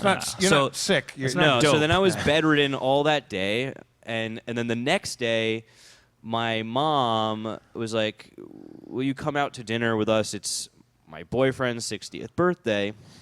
And it's the doctor. No. and his daughter's gonna come, and I was like, it'll be a nice thing. I was like, okay, fine. So we go to dinner, and like halfway through the meal, we're eating. And I took a bite of this piece of steak, and it's Saturday night. We're at this like popular restaurant, and it's like it's not going down right, you know. And I was like, this is not feeling good. It starts to burn a little bit. So I drank a bunch of water. Right. And then I couldn't breathe. I couldn't breathe at all. Like it was really bad. And I was like, in my head, everyone's looking at me like, "Are you okay?" As I'm like struggling and But making faces. when you're really choking, you can't even make a sound. No, yeah, so you- people are you just can't make a like sound. looking at you like, You're- what? you're- they're looking, and I was just like, in my head, I was like, okay, there's a 50% chance I could clear this on my own, and I kind of wanted to, but it was like, why are you doing this? Just take the easy way out. They're saying, "Are you okay?" you're supposed to do the this. And I was like, I have to give the universal symbol for For choking. I'm choking. Did you do it? Yeah. So I What went like- happened I went when you like did this, and then my mom was like, "Oh my god!" And then Everyone just her starts hitting boyfriend- you on the back. Her boyfriend was just like, do you need the Heimlich maneuver? And I was like, yes. And so I had to stand up in the middle of this restaurant. All of the air just got sucked out of the restaurant. Everyone stopped what they were doing. All the tables were looking at me. I was so fucking embarrassed. All the waiters were like, oh my God, oh my God. And then my mom's boyfriend gave me the Heimlich maneuver, which wasn't painful at all. I thought it would be. Maybe it was the adrenaline, but like for 15 seconds. And then I just started like regurgitating all this water onto my plate on the table into the middle of the restaurant. Everyone's looking at me, and I'm just so fucking embarrassed. Please tell me it was like an Olive Garden or something. No, it was like a really What nice... was it? Why was did a we really spend nice this restaurant. podcast talking about the harassment of employees? This is the. I had a... It was a This should have really been the lead bad, story. It was a really bad Jesus. vacation. And is that why it took so long for you to get on fixing my garage? I'm kidding. God damn it. The joke is I'm a bad boss. So then that happens, and it So takes you were me... choking on the steak or no? Yeah, it was a piece of steak. It wasn't going down right. I was like having a hard time breathing. So This is I thought unrelated to the cortisone and the shoulder stabbing. no, this is a separate thing. You're just choking for real. I got sick for 4 days. My arm broke down, and then I almost died. well, it could be, I guess it's cortisone could like maybe constrict your throat or something. Or It was so weird to not be able to breathe. Like it was like simulated it's- drowning. Like it's trying happened. It's happened there to was, like, probably a lot of burning- people there- in this There's room. like a burning here, and then it was like a cool sensation because there was water on top, and just like no. That like, moment where you realize it was you panic. can't do anything about it, that it's like Yeah. actually happening. And then the weirdest thing, we've talked about it on this podcast, is like the strangest thing happens that you get ashamed of it. You don't want it to be happening, so you Yeah. want it. You kind of have an instinct to like get out of there Yeah, and go die in an alley. Most choking victims die in the bathroom alone. They get up and go to the ladies' room or the men's room and die. That actually almost happened. The perils of like living alone. I woke up. I was telling Levy outside because he was telling me that he almost died by choking. A few years ago, I went to a Chinese restaurant that I always go to in Chinatown, and ordered the same thing I always do, the duck, and it was bad duck, evidently, because I woke up at like 4 a.m. with food poisoning and couldn't stop vomiting, like projectile vomiting, to the point where it blocked my nasal cavities. So the nasal cavities get blocked with vomit, and then I'm continuing to vomit without being Right. able to stop, Right. and I couldn't take a breath. Right. And I'm thinking the whole time, I'm like, isn't this what they tell you about how you can choke on your own vomit? Right. And isn't this this must be what it's like when people die? And how many days is it going to be before someone finds me? And I'm like thinking all of this before finally like something happens and like one nostril gets just the tiniest bit of air that I'm able to then go like, and like, and I'm still vomiting, but now I've just got that little bit of life-saving air. And I'm like looking at my cat, like how many days would it have been before you started eating my face? Like I just don't. Three. Like it start was with your like wow, eyelids. like this close. Like who would have found me? How long before someone would have like suspected something? Like Do cats eat your face when they get The hungry? cats start almost immediately. You stop moving, and they're like, "So yeah, you're never food gonna runs feed out, me?" and then they're like, well, Yeah, you look like You're a right big, there. You look like a big bowl of Dogs take a couple days because they're like, I feel like this is a test. This is like him. He fucks with me. this is But like cats peekaboo. are like, I've been waiting for this. The weird thing though is in public, not that they can do anything, but as soon as it's over with, everyone goes right back to their conversations and eating like nothing ever happened. But Do they you all know clap, they're not. though, when They you- can't when be you were talking okay? about Game of Thrones. They must all be going like, "What's up with that dude? He choked." Yeah, I know. I saw him. It took me like 10 minutes to recover. I didn't eat the rest of the night because I was like, I can't do it. And then the next morning I woke up to texts from you going, a guy drunk drove through my garage. I'm like, "Hello." wow, Levy. That was Jesus. my break. And I mean, you didn't text back. I almost died, and a guy stabbed me with an ice pick covered in cortisone. Can't you deal with it yourself? Right. Yeah. Because I would You're have just fired like you. on it. And then I was stood up on New Year's. That was fun. And then What? yeah.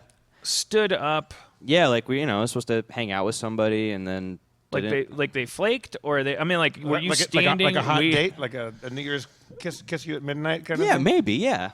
Maybe. And she fucking boned out on you? She didn't come.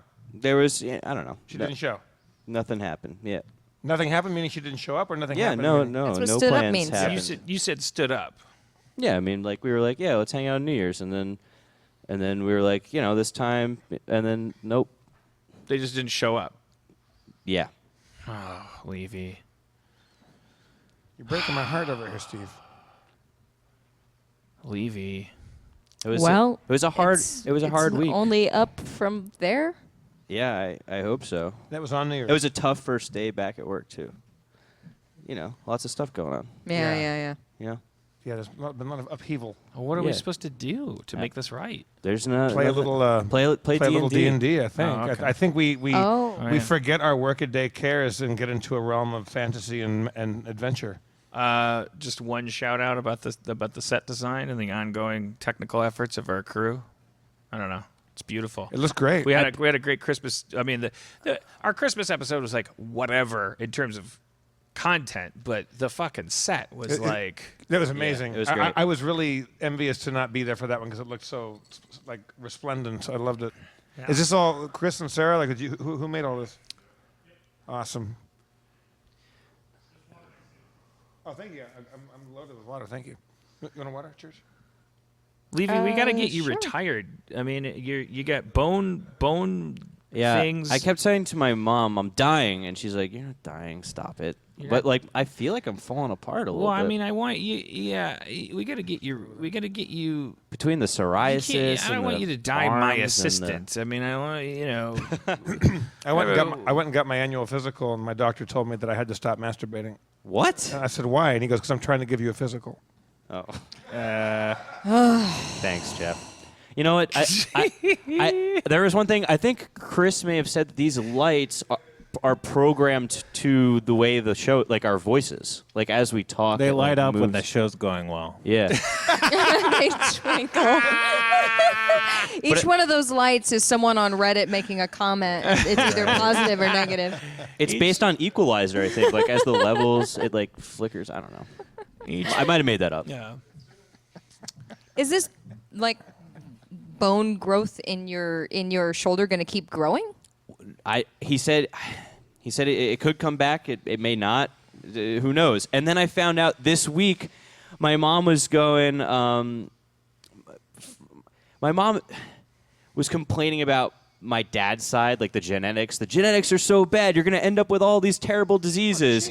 Your grandmother's telling me you need to get a colonoscopy, and I was like, all right. Wait, your mom said that? Yeah. I thought you said this is a roller coaster. You said, "Mom, I'm dying." She said, "You'll be fine." I And then she know. walked out the door, and then she came back in, and she's like, "Well, okay, a few things." Yeah, exactly. She blames all the bad genetics on my dad's side.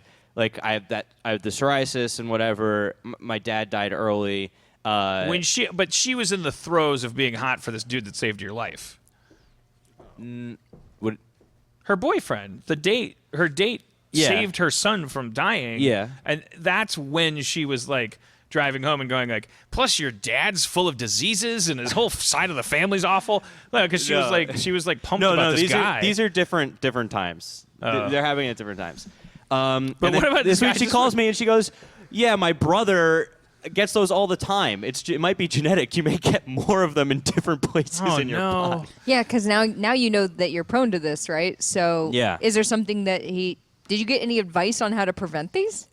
No, No. he said it's impossible. It just like will They just happen. that's Yeah. this You is should just stop your life eating now. calcium. You just have a new thing to fear. I don't know that it's just related. it's like, well, it's a calcium deposit, so it's kind of related. They're just growths, you know. It's like some people grow skin tags and stuff. Right, It's I was just like gonna a say, growth. my Polish genes make it so I can't. sometimes they fall off. I just have erasers that grow on my body. Yeah, skin tags.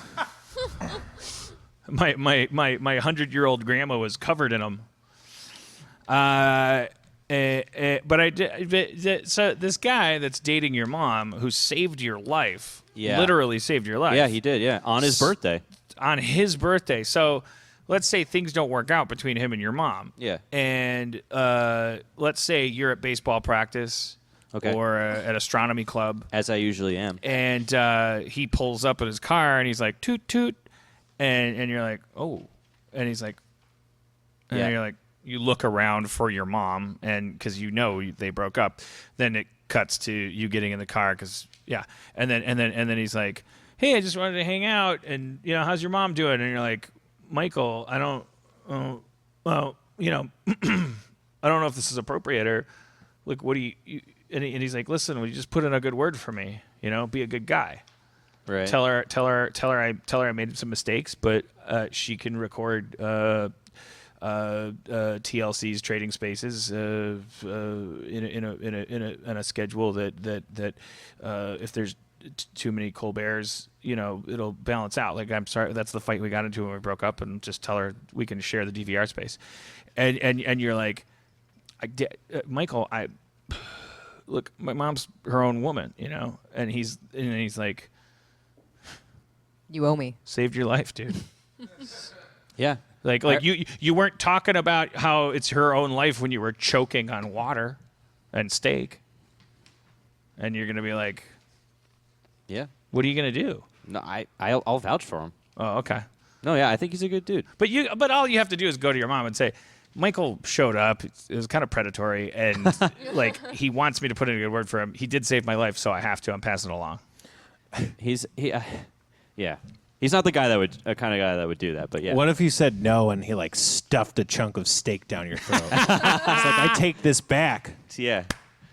He does the ninja thing with the string and the poison, except it's a chunk of steak. Like a true dripping down the parent. string. I brought you drips into a this steak. world and I can take you back out. I didn't bring That's you when into he this earns world, being called but I dad. did keep you from leaving this world, and so I think I might be able to take you out if I can convince you to be vulnerable while you're eating. Okay, you guys playing? Yeah, we'll play some I'm going to D&D. excuse myself from the stage then. Let's thank Church for Thank you, coming Church. up. Thanks, Church. Thank you for taking us to you. Chorts. I call her Chorts. Did we tell the Chort story in the show before, Church? No. Where were you, in Colombia?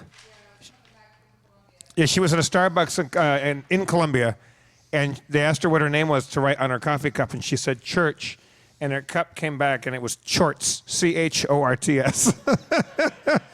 So guess what she is called around the house all the time now? Chorts.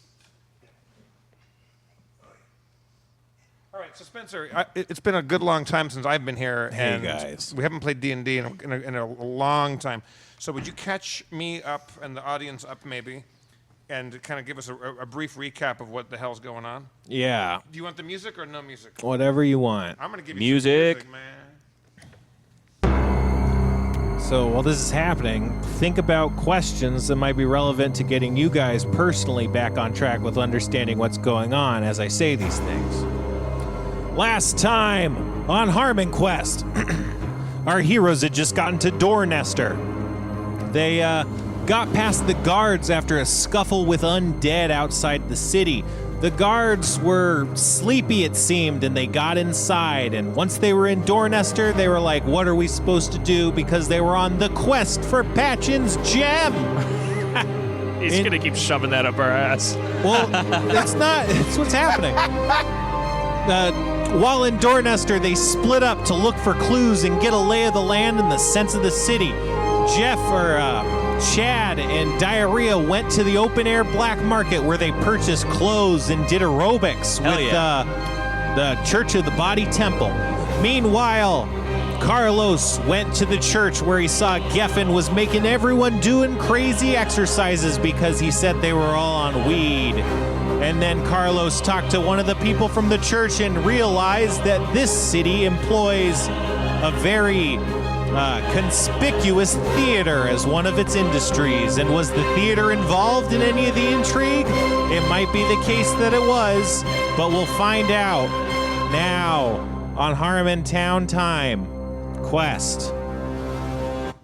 Nice. All right. Yeah, So so- are we all together? Are we still separated? Me and Diarrhea. You we had ended just together. met back up to kind of discuss some of your findings. But yeah, you came to the town. You came with Patchins to help with the quest for Patchin's gem because he was going to get the gem back because it was important to him. So you snuck into the town. Well, you got into the town. It wasn't really sneaking. And Patchins is not with us, right? Patchins is kind of with you. He's not like at your beck and call. Like he kind of shows up and leaves and stuff. But yeah. But he knows He's not that a fan. he knows that we feel Recalcitrant. He's anxious and trying to find. recalcitrant. He understands that you're trying to help him the find his gem. Yeah. Okay, so And reluctant about it. Yeah. let's go to this theater. Let's go to the theater. No, when we get there, let Patches do all the talking. Okay. And we just watch Spencer play D&D by himself. I would be so good. I'd be, Let's do it. Hey, what's going on? is there What a treasure are you under talking this map? about? Does that happen? That happens. All right, you make your way to the Dornester Theater Company. It's one of the biggest buildings in town. It's a modern-looking building made out of stained planks. They're stained almost like a black color.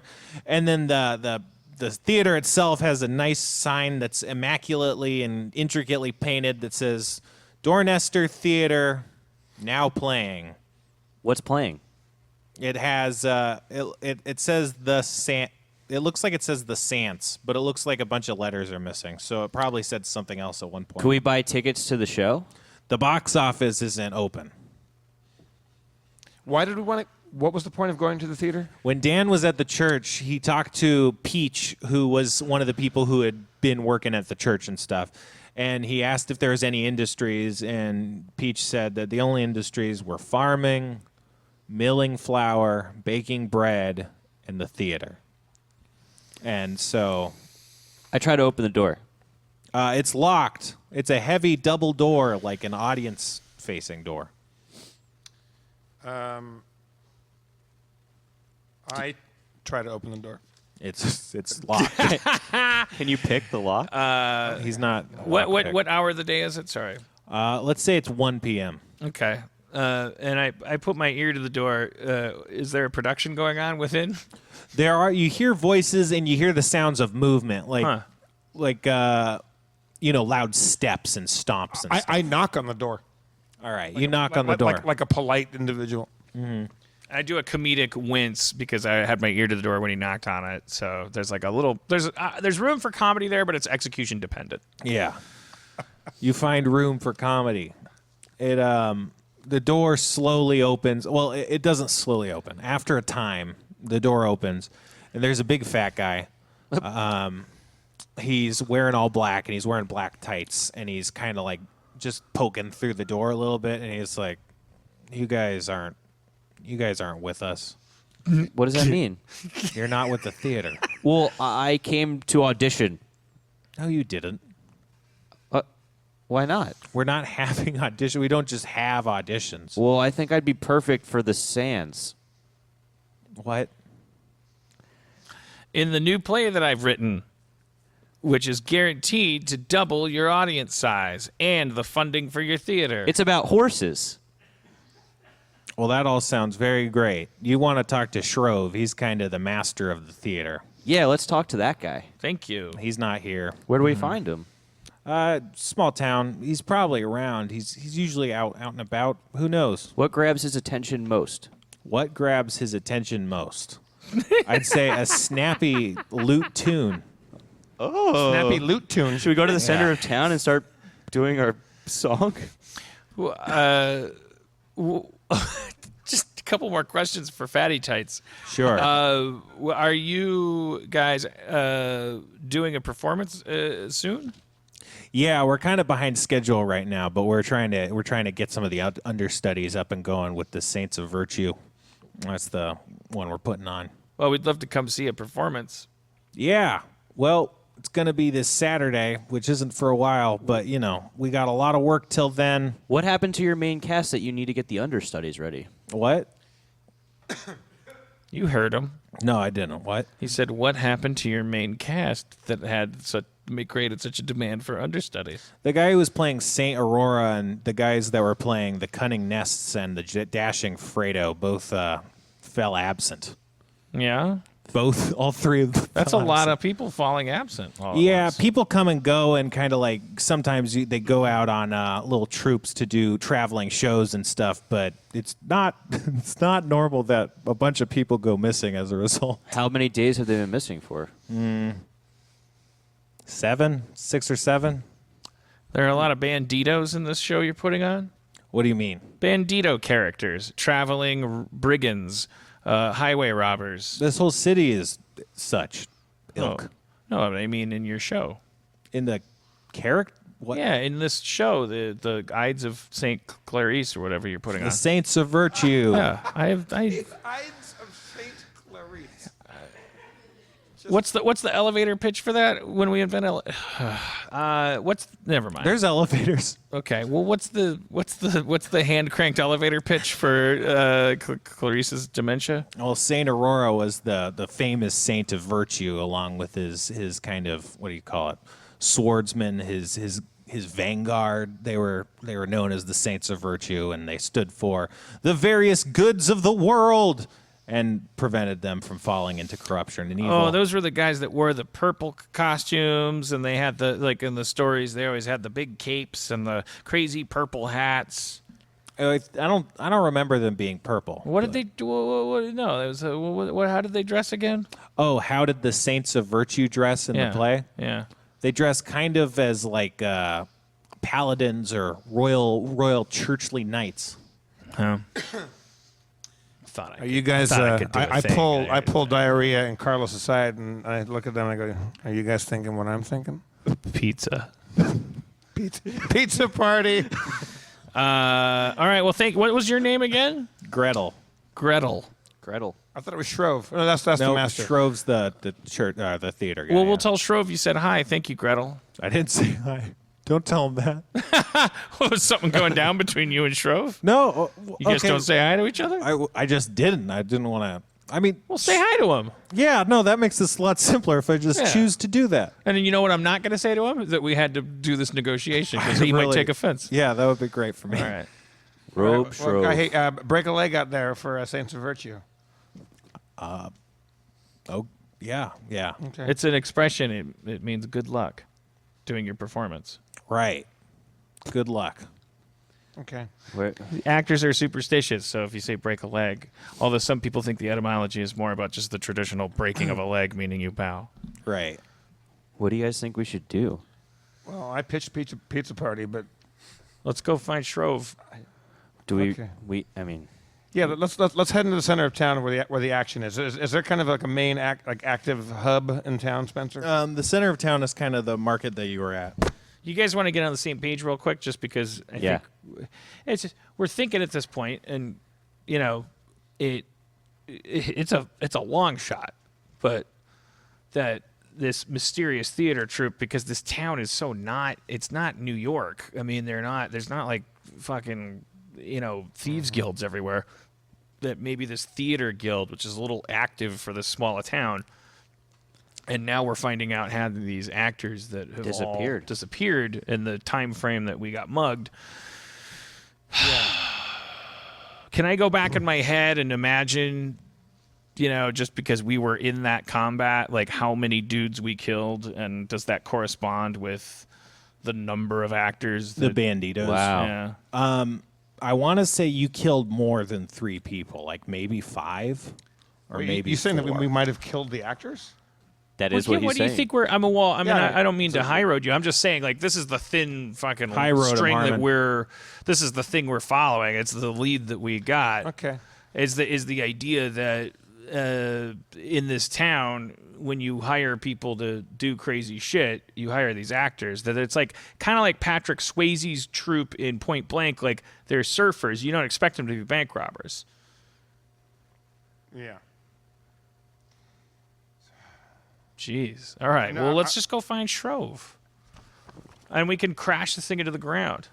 This theory. Yeah. No, I'm just going through my notes. It's been so long. I'm a little confused. Well, I'm not to. I'm gonna make you you take the lead on this one. Well, let me just verbally, while we have this chance, because I don't want to do this in front of non-player characters. This will help all of us. This is my working theory, but it's not. I don't believe in it. Really, half a wit. That we were on the road, we were waylaid by bandits. They fucked us up. They took Patchen's gem. Then we came to this town. We were looking around for people that you might hire to do such tasks, because the only thing we had to go on was a letter that we can't really read because it's written in this kind of guild script The guild script just means that they're professionals that were hired. There is no guild in this town. You can't just go to a place that says, like, here's the place where people go. You hire people that rob people.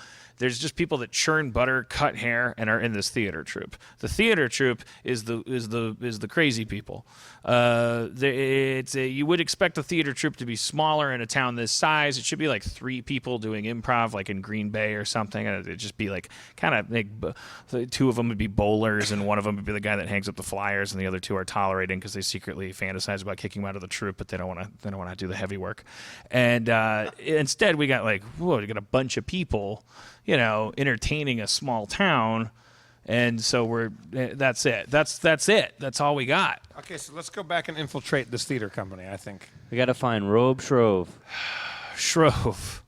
I mean, I'll be the first to admit, I've been fucking this up forever. I'm a bad leader. This is why they had me locked away. Well, now's your shot at redemption here. This has been my shot at redemption. I've already fucked it up. I took the lead on this. I'm the reason we're here. I'm the reason we took Patchen's gem quest instead of the one that was being dangled in front of us. I feel bad about all of this. Is Patchen's here? Patchen shows up. Patchen's, I just want to say to you, I'm sorry. For what? For insisting on helping you when, in fact, we're the ones that are, we're the reason why you needed help. We're the last people. You had it right the whole time, man. Thanks, man. That means a lot. But it happens, though. So I just wanted to say that clearly. I don't feel like I've been doing this right. I think you're beating yourself up for no reason. I think we've all made mistakes. I think it's we're. I got to tell you something. Beating myself up is all I know how to do. It's the only thing I know that I'm going to do, that I can do and finish doing. Everything else, I stop beating myself up. I try something and I just fuck it up. And I'm sorry. All right, the table talk here, Dan. You've got the fucking. I've been away for so long, I don't really remember what the hell's fucking happening. So you think that the actors might be related to those bandits that we got waylaid? Yeah, by? I guess. I mean, it's a working theory, but Could be. I say we just let's just dive into it. Let's go find Shrove, throw him up against a wall, say, "What are you doing?" Not literally. I don't mean it that way. Yeah, I got you. Okay, so is your theater troupe? You got a bunch of guys that died because we killed them on a road? we go back into the marketplace, All right. and I ask like a local shopkeeper that looks like someone that knows his or her way around town. You talked to the Fabricators Guild gnome that gave you those clothes. Oh, I got flashy clothes now. Right. Am I wearing those now? Yep. They put a pep in your step. They did. I said, hey, do you know a cat named Shrove? Yeah, Shrove is he's a big guy around here. Like everyone knows Shrove. Have you seen him around today? We're trying to track him down. I don't think I've seen him since last evening or so. I don't know. I haven't seen him today. Does he have a local haunt that he hangs out at? Sometimes he's at the tavern. I guess most people are sometimes at the tavern. Okay, we go to the tavern. Yeah, I mean, Oh, okay. Bye. Thank you, and nice to see you again. would you like to come with us to the tavern? No. I'm busy. I didn't mean to be so peremptory. To the tavern. All right. What? A tavern is something. The Leaky Greave. All right. This tavern is labeled the Leaky Greave. As you enter, you instantly feel kind of Leaky. at Nauseous? ease. Oh. You don't even necessarily notice, but as of getting into this town, and maybe even earlier, you've just had a sense of dread and foreboding and sadness and angst kind of sitting in and settling over your body. And you barely even noticed it until you set into this tavern, and it actually feels quote unquote right. And it's great. There's yelling and singing, and it's raucous and wild, and it really has the vibe of what you think Dornester seems like it should be, this town of ruffians that are going hog wild. It's a tavern. They're yelling and singing, and people are throwing shit. Yeah. There's a big beardy guy who's he looks like he's like over 100, even though he's a human, which is weird. Well, it usually implies like some magic. There's an old dude, and he's behind the bar, and he's wiping down the bar, and then there's just a bunch of random brigand types. They just all kind of look dirty and wild, and they're kind of scattered around the bar. Mr. Barkeep, Yeah. Hey, how's it going? You guys are new, huh? Yeah. The name's Cool Dennis. Oh, thanks, Cool Dennis. Listen, Cool's your first name? No.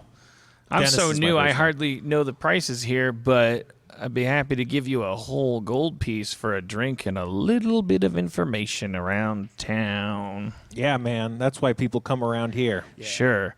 Well, just looking for a fella named Shrove. Shrove. I think he's here. He's looking around. Maybe he left. I think he's here. I don't see him. He's looking around. And Maybe he's like, in the bathroom? He might be in the bathroom. Trying to read your face, Cool Dennis. Can't tell if you're shaking me down for an extra gold piece. He's not. Okay. Never mind. I was thinking out loud. Here's your gold piece. Oh, thanks, man. I appreciate it. Here's your beverage. I'll have a dragon's snout. Here's that beverage. I checked the bathroom. It's locked. What? I walk up to the old 100-year-old man. That's the bartender. Oh. So I just stay right where I was. Yeah. Okay. Was he in the bathroom? The bathroom's locked. Cool, Dennis. Why is the bathroom locked? Because it's like a one-person bathroom. So I don't need a key. It's just someone's in there? Yeah. You think they're pooping? I hate to speculate. I stake out the bathroom. Okay. That's weird. But, yeah. Well, that's not something Cool Dennis would do, but Cool Dennis, why do they call you cool? That's a great question. I don't really know. You seem pretty cool. I guess that's why, huh? All right. Well, Yeah. here, I'd like a drink, too. Do you have a specialty cocktail or a special kind of brew here? I have a stout dragon. I'll take a stout dragon. hey, Cool Dennis, are there any rumors in town about ancillary treasures that I could hyper focus on, turn into our new quest, and totally frustrate everybody? I hear there's a bag of holding full of beef jerky in town. Wait, how much beef jerky is in the bag of holding? 10 by 10 by 10 feet of beef jerky. That's a lot of beef jerky. So people just hear a bag like that's in town. They don't. I thought that was exactly what you were asking. What? I mean, I guess I'm telling you, it is in this town. I know for a fact. What's happening in the bathroom? Bathroom stuff. It's yeah, you hear pooping. It's I definitely hear pooping? How about another random one? Can I just refresh? I've been told there's art objects in a locker somewhere. I want another one. Give me another one. Some say the plants outside of Miss Marple's kitchen aid travelers. One more. I want One more. one more of this. The rocks on the left side of the tree line outside of the west are known for their ability to skip better than most others. I kind of want to see what that planned about. The Miss next to- Marple one sounds yeah. the promising one. Yeah, it I sounds mean, I'd real- love a bag of holding, empty out the beef jerky. Remember when we tried to make But all knowing that? a bag of beef jerky's in town does not help you find it. No. So guys, we're on the quest for Patchen's. Hey, gem. listen, man, Let's we not didn't get on the sidelined by beef jerky. But please. didn't get We on always- the quest for Patchen's Don't you gem remember when by we tried to make our own committing to beef quests. jerky? Yeah, let's think about the time when you guys tried to make your own beef jerky. Clip show. Who's jerky? Speaking of beef jerky, I wonder how long that guy's going to keep pooping in there. Yeah, I used speaking of perception on the bathroom. that, that's how you heard the pooping sounds. Oh, okay. Steve, you get smashed in the face by a bottle. What the fuck? What the? Ow! What the fuck? Should It only does one damage. You get hit Who to did that? Steve. I examine my surroundings. You see, there's an old dirty hobo. He looks even older than Cool Dennis, although he just looks like shit. And he's wrapped in a, it's like a dirty, filthy robe that's covered in dried, crusted blood, and it seems like it has a bunch of stab wounds on it. On closer inspection, it seems like the cloak that got stolen off of what do you call it, Patchen's when he got robbed. Whoa. Wait. I don't know if you remember, What? but when Patchen's got robbed, they took all his clothes and he was left naked. So this guy's wearing Patchen's cloak? Yeah. Or appears to be? Hey, why'd you Yeah. fucking... What the hell, man? Why are you listening to people poop, man? My name's Diarrhea. That's a great reason. I don't know It's like who a else would pastime. listen to people poop. Yeah. Well, now I feel foolish. Why are you wearing our friend's cloak? This is mine, man. This was given to me. By whom? The guy that's pooping in that there bathroom. Whoa. What's he? Jackpot. I'm great at this. What's his name? What's his name? The pooping guy. I don't know. I'm just some asshole. Why do you say that about yourself? I'll tell you my name. What's your name? Mulrus. Mulrus? Yeah, and I'm an asshole, and I feel bad. Why? Why are you an asshole? Just look at me. I'm a piece of shit. He's all staggering around and full of alcohol. I gotta wear this dead cloak. You're great, dude. Why are you wearing that cloak? It was given to me. I'm a hobo. By the pooper?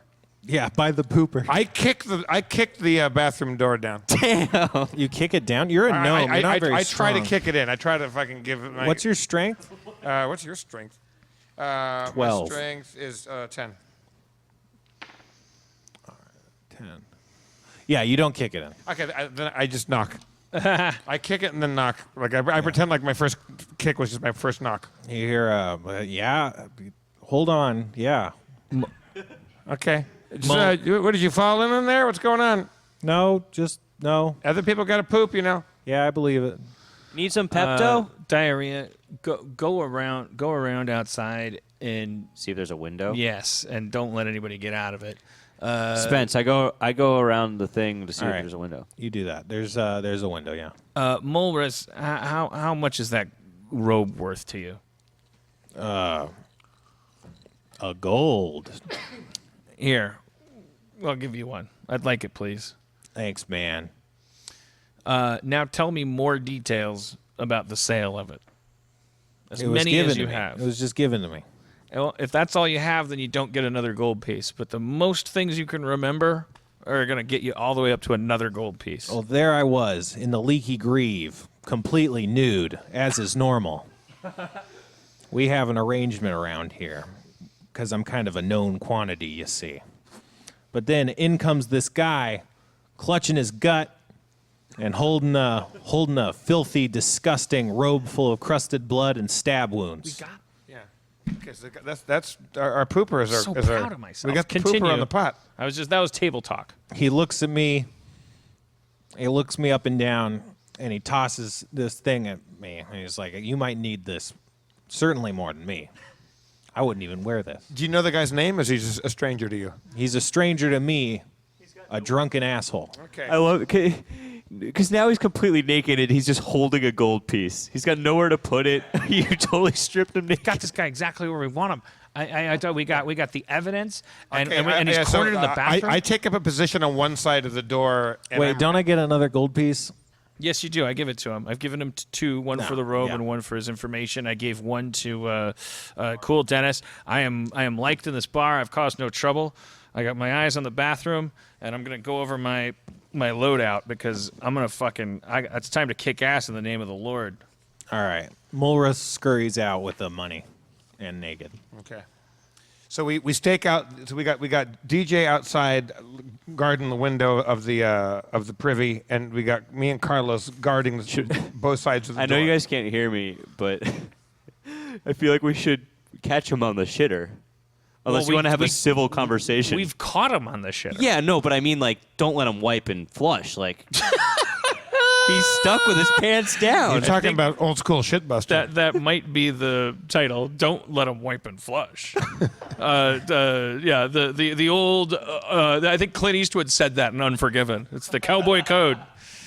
Don't let him wipe and flush. Okay, Shoot so, him so, right so on the. we wait him out, Spencer. We wait for this guy to get off the pot. Well, I want to before we fast forward to that, I want to. Can we just, because we have nothing to do but wait? Can we? Let's talk strategy. Okay. Because we're waiting for a perp to come out of this bathroom. Well, we could really do this right. Catch him with his pants down. I'm going to use flare to dazzle him. Can you advise me on my loadout? What do you mean? Well, I just so many don't know. giggles. I don't remember. I didn't keep track of like what I'm assuming. I think I'm probably by default going offensive loadout. That's I'm Probably. going to assume that's what I've been doing. Yeah. I don't remember what I've I don't used. think when we've I haven't. used any spells since the last time we've refreshed spells, so you should be good for whatever. All right. So my best bet at close quarters is inflict light wounds. It's a touch that deals 1 die 8 damage +1. And I'm level 3, right? So that means I could inflict moderate wounds. Am I right about that? If it's on your spell sheet. Right. Oh, okay. I see. Yeah, I could summon. I mean, I'm not going to summon a monster in this place. I don't want a reputation. But yeah, I mean, do I have to touch somebody to inflict wounds? Yeah. All right. So I'm gonna. And what's your? When he comes out, I'm gonna dazzle him with a flare. Okay. So he's gonna be bewildered, and you got the drop on him. But how do we? The best thing would be if we were pros, we'd fucking do that and then restrain them. Yeah. Like, do we have an ability to like instead of killing them, like just getting them, and just hauling them into the church and being like, I have chains. oh wait a minute, what am I talking about? We're on the quest of Patchen's gem. We can't haul them into the church. We could haul them into the theater. We gotta haul them into an alley. And All right. I mean, I don't even know what we're doing. It's We're over our head. I don't even. It's 3 minutes after 10, so we gotta get going. Well, No, I'm feeling good. Let's keep going. what? You're outside the. No, I mean, but this is serious stuff. Like, I'm okay landing here. It'll give me time to think. But Okay. for real, I didn't know we were going to be this successful. We haven't done. We did not. Don't get cocky because all we know. The There's a guy that took Patchen's gem, or at least knows who did, is in that bathroom for Yeah, sure. okay. I mean, it's just definitive, unless Mulrus is a naked liar that does crazy labyrinthine, tricks on people. The guy that's pooping in there is our man. Mm-hmm. This is our. I've been locked up in I can prove myself here. Okay. So time has passed. Now, this guy's taken the longest shit in the history of the leaky What do you green. think? Should we- Time's dilating. Should we push through, or should we just fucking pinch it? I think it's funny to leave it as a cliffhanger, but 'Cause whatever we'll be you back want. next week. Yeah. All right. It's just funny the idea that you got someone in a bathroom. we're as it stands, we're very excited that we got a guy pooping that we're pretty sure knows, like we're on the right track here. The last time we kind of thought we knew what we were doing, we ended up burning a family's house down and kind of destroying a town. But, I would love it if we could nail this, door nester mission. I feel like we got the energy to do it right now.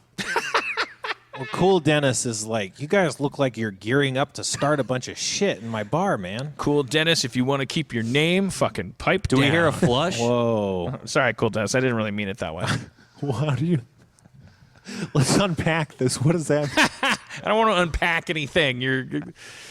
No, I'm saying we're table talk. We're saying we should okay. wrap it Yeah. up because Yeah, it's yeah. 10 and we'll do it next week. Okay, I mean, give us do we hear a flush? Or are we like we're still waiting outside? What are the noises that we hear? You hear really ominous music. And then, you hear a flush. Cliffhanger, pooping, flushing. Thank you so much, everybody. Let's hear it for Steve Levy. Church. Yeah. Spencer Clinton and the Game Master, everybody. Let's give it up for Noah and Sarah and Chris and Zach and everybody here Nolan. with the wonderful... Yeah, Nolan. Yeah, Nolan, I mean. We love you all. Let's give it up for your mayor, Mr. Dan Harmon. Yoip. Yeah. Zach, you got beats?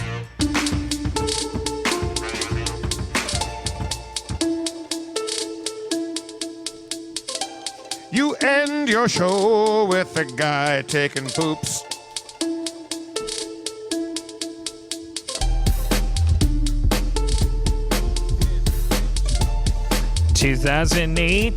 "2018 2018. Sorry, Nolan, I fucked up your name. 201, and then 2 zeros on top of each other. Hard to make New Year's glasses out of those numbers. Need a 1 on the bridge of your nose. 2018.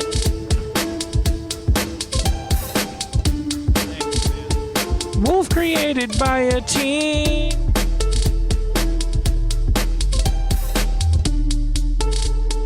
Know what all my brothers mean.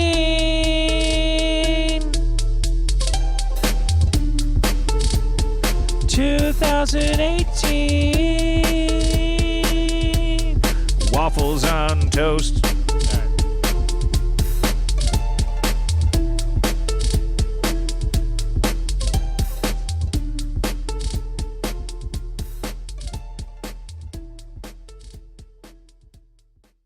Hello, everybody. We have an exciting My Opening Line coming at you, myopeningline.com. We have the great Lori Kilmartin.